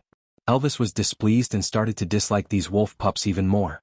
With them around, he could not even get close to them. Annoying, he should not have placed them in Gu Mingming's stomach in the first place. How good would it be to just throw them on the ground? Seeing Elvis turn his face away and not say a word, Gu Mingming then replied, "Hada, of course you can, you are my children and should eat with me." Hada asked again, "Then can Master Burke join too?" Gu Mingming was in a difficult position. This type of campfire party at the tribal level was shared by the entire family. Oriton could stay here because he claimed to be Gu Mingming's guardian beast, while Ian did not even want to come down to eat from the treetop, so he did not count. It was not a problem for Hada and his brothers to come back to eat, but Burke, Jianghu walked to Hada's side and squatted down. He hugged his knees with both hands and looked at Gu Mingming with his chubby little face. He did not say a word and Gu Mingming's heart melted just from looking at him. And with his posture, not to mention Gu Mingming, even Elvis could not resist it. This damn angle and expression was too similar to when Gu Mingming had just arrived at St. Nazaire. Jianghu tilted his head and said with a troubled expression, "We originally wanted to go to mother-in-law's house for a free meal and Uncle Colin had already agreed. But mother-in-law's eyes were red and tears were dripping down. Looking at her, we don't even have the mood to eat anymore." Gu Mingming turned around and saw Sandy stiffening. She had obviously heard Jiaoyu's words and wanted to leave in a hurry, but she stumbled and fell into Colin's arms. "Sandy, what's wrong?" Gu Mingming could not move freely now and could only call out to Sandy. Sandy refused to turn back and just buried her face in Colin's arms, saying, I'm fine, it's just that I did not sleep well these 2 days so my eyes are a little red. I will go back first." Gu Mingming knew that something must have happened to Sandy. Didn't Sandy pounce on me the last time she saw me? Even if Colin was not as close to her as before after he failed to rescue her with Elvis and the rest, she had never not taken a glance at her. "How can you say you're fine with such a nasal voice?" Gu Mingming frowned and glared at Colin. "Come here, let me take a look." Colin patted Sandy's back lightly and carried her to Gu Mingming's side. Now that Colin was no longer the messenger's guard, he did not have the right to share food beside Gu Mingming's campfire. Hence, after putting Sandy down, he returned to his own campfire and watched Sandy and Gu Mingming's backs silently. Gu Mingming pulled Sandy's little hand that was covering her face and pulled it downwards. Only then did she see that her eyes had already turned into 2 peaches from crying, red and swollen. "You are." Gu Mingming's gaze swept towards Sandy's campfire. She understood but did not have the courage to continue asking. Sandy shook her head and said, "I'm fine. It's just that the bonfire is too choking my eyes, that's why I keep crying. I'm fine, I'm really fine." "Sorry." Gu Mingming frowned and lowered her head.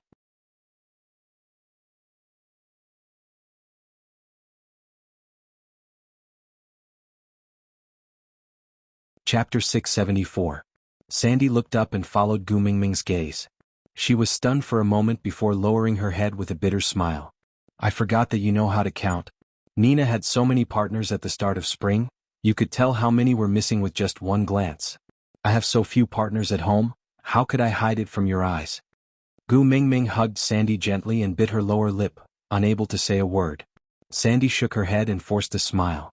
You don't have to apologize, the three of them died because they were protecting me, it's not your fault. If you want to cry, just cry, why are you acting tough in front of me? Gu Mingming's heart ached terribly.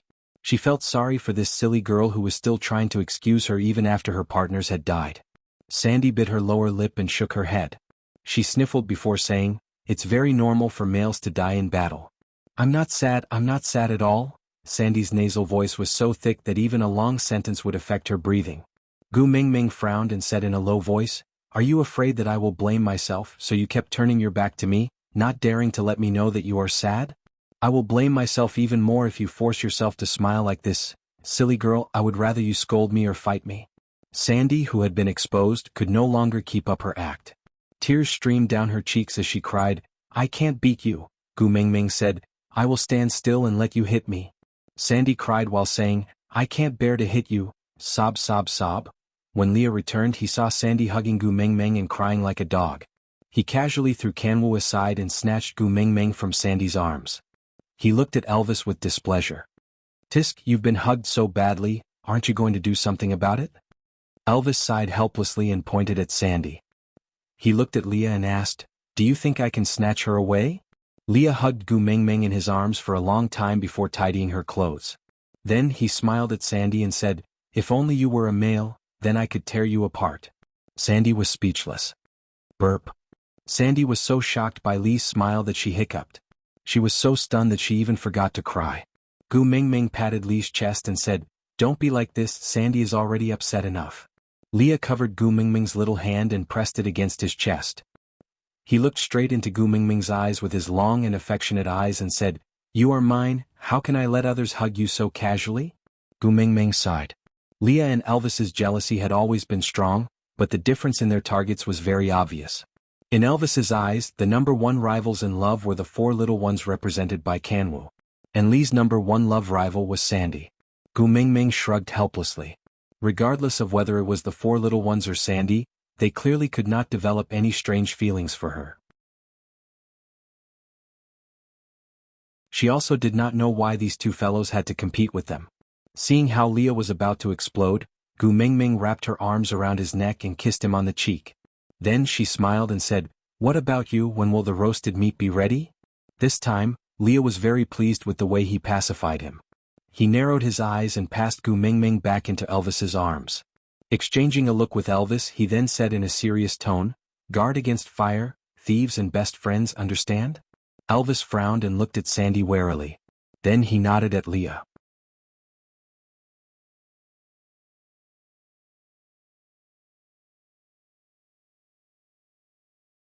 Chapter 675. Gu Mingming's appearance calmed the anxious hearts of these people. As long as the messenger of the beast deity was safe, the other sacrifices were all honorable. Gu Mingming and Elvis belonged to the powerful upper echelons.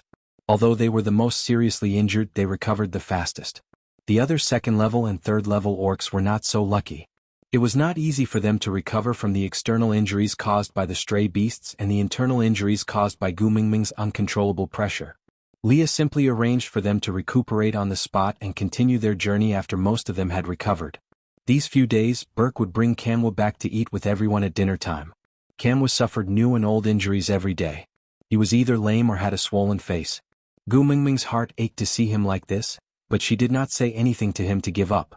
Seeing Kanwu report to her every night that he had become much stronger after entering the heavenly realm, Gu Mingming could do nothing else other than placing pieces of meat into her son's bowl.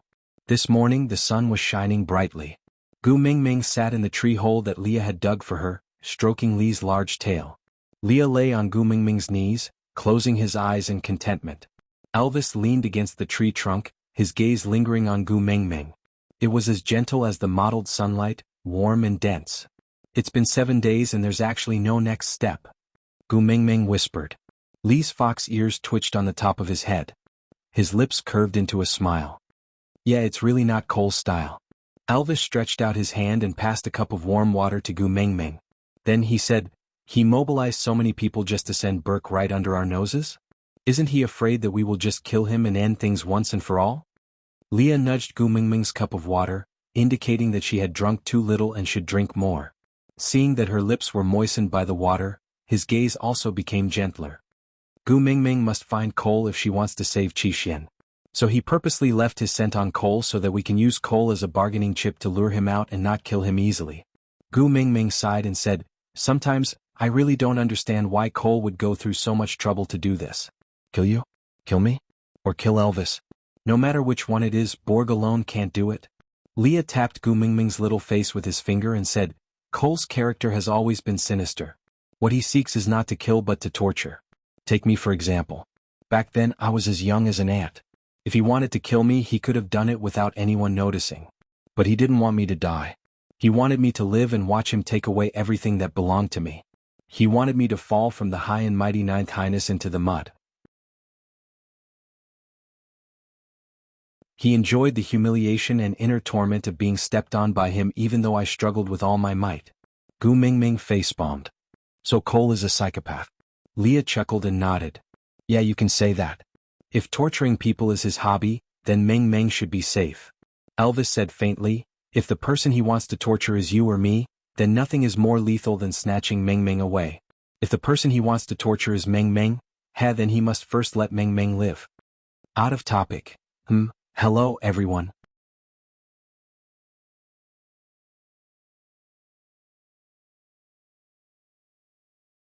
Chapter 676. Gu Mingming followed Elvis's train of thought and said, "Could it be that Cole wants Burke to kidnap me?" Leah didn't seem to mind too much as he looked up at Gu Mingming and said, "That might not be the case. To you, Burke is equivalent to those little toys that Cole brought back from outside the tribe. They are just a tool to express his goodwill." Elvis's gaze drifted into the distance and he said, "Or perhaps he will repeat his old tricks." Gu Mingming was taken aback for half a second before she sat up abruptly and said, "You mean, to kidnap Kanwu and the rest to threaten me?" Leah patted Gu Mingming's shoulder lightly to indicate for her to relax and said, "If that is the case, Burke would not be so close to Kanwu and the rest. Cole is obviously using Burke as bait. If we are so guarded against him, how would he have the chance to strike?" Gu Mingming was a little worried. The children had been too close to Burke recently. If Burke wanted to kidnap them, the chances of him succeeding were very high. Elvis placed his large hand on Gu Mingming's head and his gaze was deep and calm as he said, "Don't worry, Ian and his men are watching over you. I will not let those few wolf cubs drag you into danger again." Gu Mingming then felt a little more at ease and leaned back against the tree hole and said, "Kanwu and the rest have been too close to Burke recently, I just don't feel at ease. Why don't you teach our sons personally? You are so strong you will definitely teach better than Burke." Elvis squatted down on one knee and held Gu Mingming's little hand to kiss her forehead and asked, "Are you sure you want me to go?" Gu Mingming looked at Elvis in confusion and asked, "Is there a problem?" Elvis chuckled and said, "Nothing, I am just afraid you will not be able to bear it." Gu Mingming had a bad premonition and she tugged at Elvis's arm and asked, "Tell me first, if I hand my sons over to you to train, how will you train him?" Elvis thought about it and said, "Qixuan is still unconscious and probably doesn't need to train. I will leave him at home temporarily as a stuffed toy for you to play with." Gu Mingming felt that his words sounded strange but she could not pinpoint what was strange about it. However, Qixuan was indeed unable to train in his current state. Any random rabbit could bite him to death. Elvis continued, "Jianghu and Leah are on the same path. Their attacks are secondary and strategies are their main focus. Just leave that lad to Leah." Thinking of Jianghu, Leah facepalmed and said, "I've always been the one treating people, but this fellow is a pain in the neck, unmoved by force or persuasion. You blinked your eyes and tried to act cute when you were forced into a corner. You also know that I have no resistance against those eyes. Once, I used an animal skin to cover his eyes and guess what happened next?" Gu Mingming burst out laughing because she was there too. Jianghu used his little claws to peel off half of his blindfold.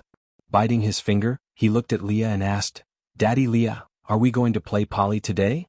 Lee's hair stood on end because from Jiaoyu's tone to his expression, he had perfectly copied Gu Mingming's reaction on the spot. If Gu Mingming had really said those words, Leah would have pounced on her without a second word and tied her up before stripping her naked. But it just had to be a fake and he was Gu Mingming's biological son.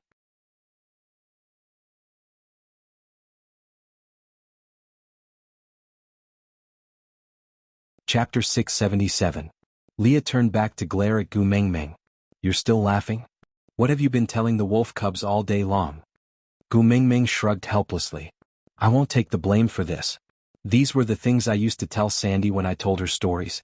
She didn't understand what they meant, but when we left the wolf pups in Sandy's care during the beauty pageant, she told them as bedtime stories. What can I do? I'm in despair too. Leah sighed and said, I really can't do anything to Jianghu now. You have to teach him yourself. I can't do it. Elvis snorted coldly. If I could do anything to him, would I need you to teach me? Leah looked at Elvis sympathetically. Ha, so you've also been eaten up by this fellow. Elvis twisted his head. The last time Gu Mingming wanted to talk to Sandy and forbade us from eavesdropping, didn't I bring those 4 fellows for their initial training? The other 3 were thrown into the mud. When it was Jianghu's turn, he hugged my leg with a pitiful look. He asked me, are you really going to throw me away? He looked so much like Xiaoming. I couldn't even throw him away, in the end. Elvis clenched his fists so hard that they cracked. The pendulum on his head was jumping. In the end, that fellow was insatiable. He crawled on my head to pee. Gu Mingming couldn't hold it in any longer. She snickered. I thought you couldn't do anything to Kanwu. Turns out Jianghu is your biggest headache. Elvis and Leah exchanged glances. Then they silently turned to look at Gu Mingming. They said in unison, it's all because he inherited your eyes. Gu Mingming fiddled with her hair. She smiled brightly and winked at Elvis. If Leah doesn't want to help you, how do you plan to train the 3 little ones? Elvis had no other thoughts other than a headache at the mention of his 4 sons.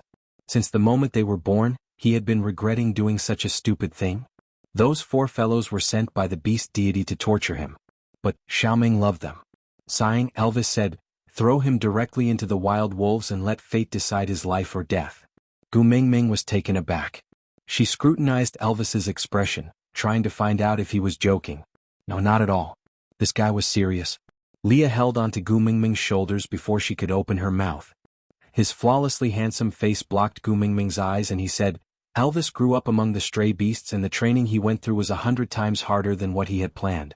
He knew that you couldn't bear to, so when Kanwu asked him to teach him, Elvis directly rejected him. Wasn't it to erase Kanwu's arrogance? But because, if he were to train, Kanwu would not even be able to survive? Gu Mingming lowered her head and reached out to pull Elvis's arm. Elvis took the opportunity to pull her into his arms. He did not understand where her sadness came from, but he still hugged her with heartache. I'm just saying. I won't really throw them into the wild wolves. Moreover, even if I am willing to teach them, that kid Kanwu might not be willing to learn from me. Although Borg's methods were a little gentler, it was still safe. Don't worry, it'll be fine. Elvis could only think of this point. You're tuning in to the Han Li's Wuxia Adventures YouTube channel. We're so grateful for your support and don't forget to subscribe to join us on this incredible journey through captivating stories. Your generosity through donations truly makes a world of difference, as it's the primary source of revenue that allows me to expand and enhance this channel for you. Thank you from the bottom of my heart for being a part of this adventure.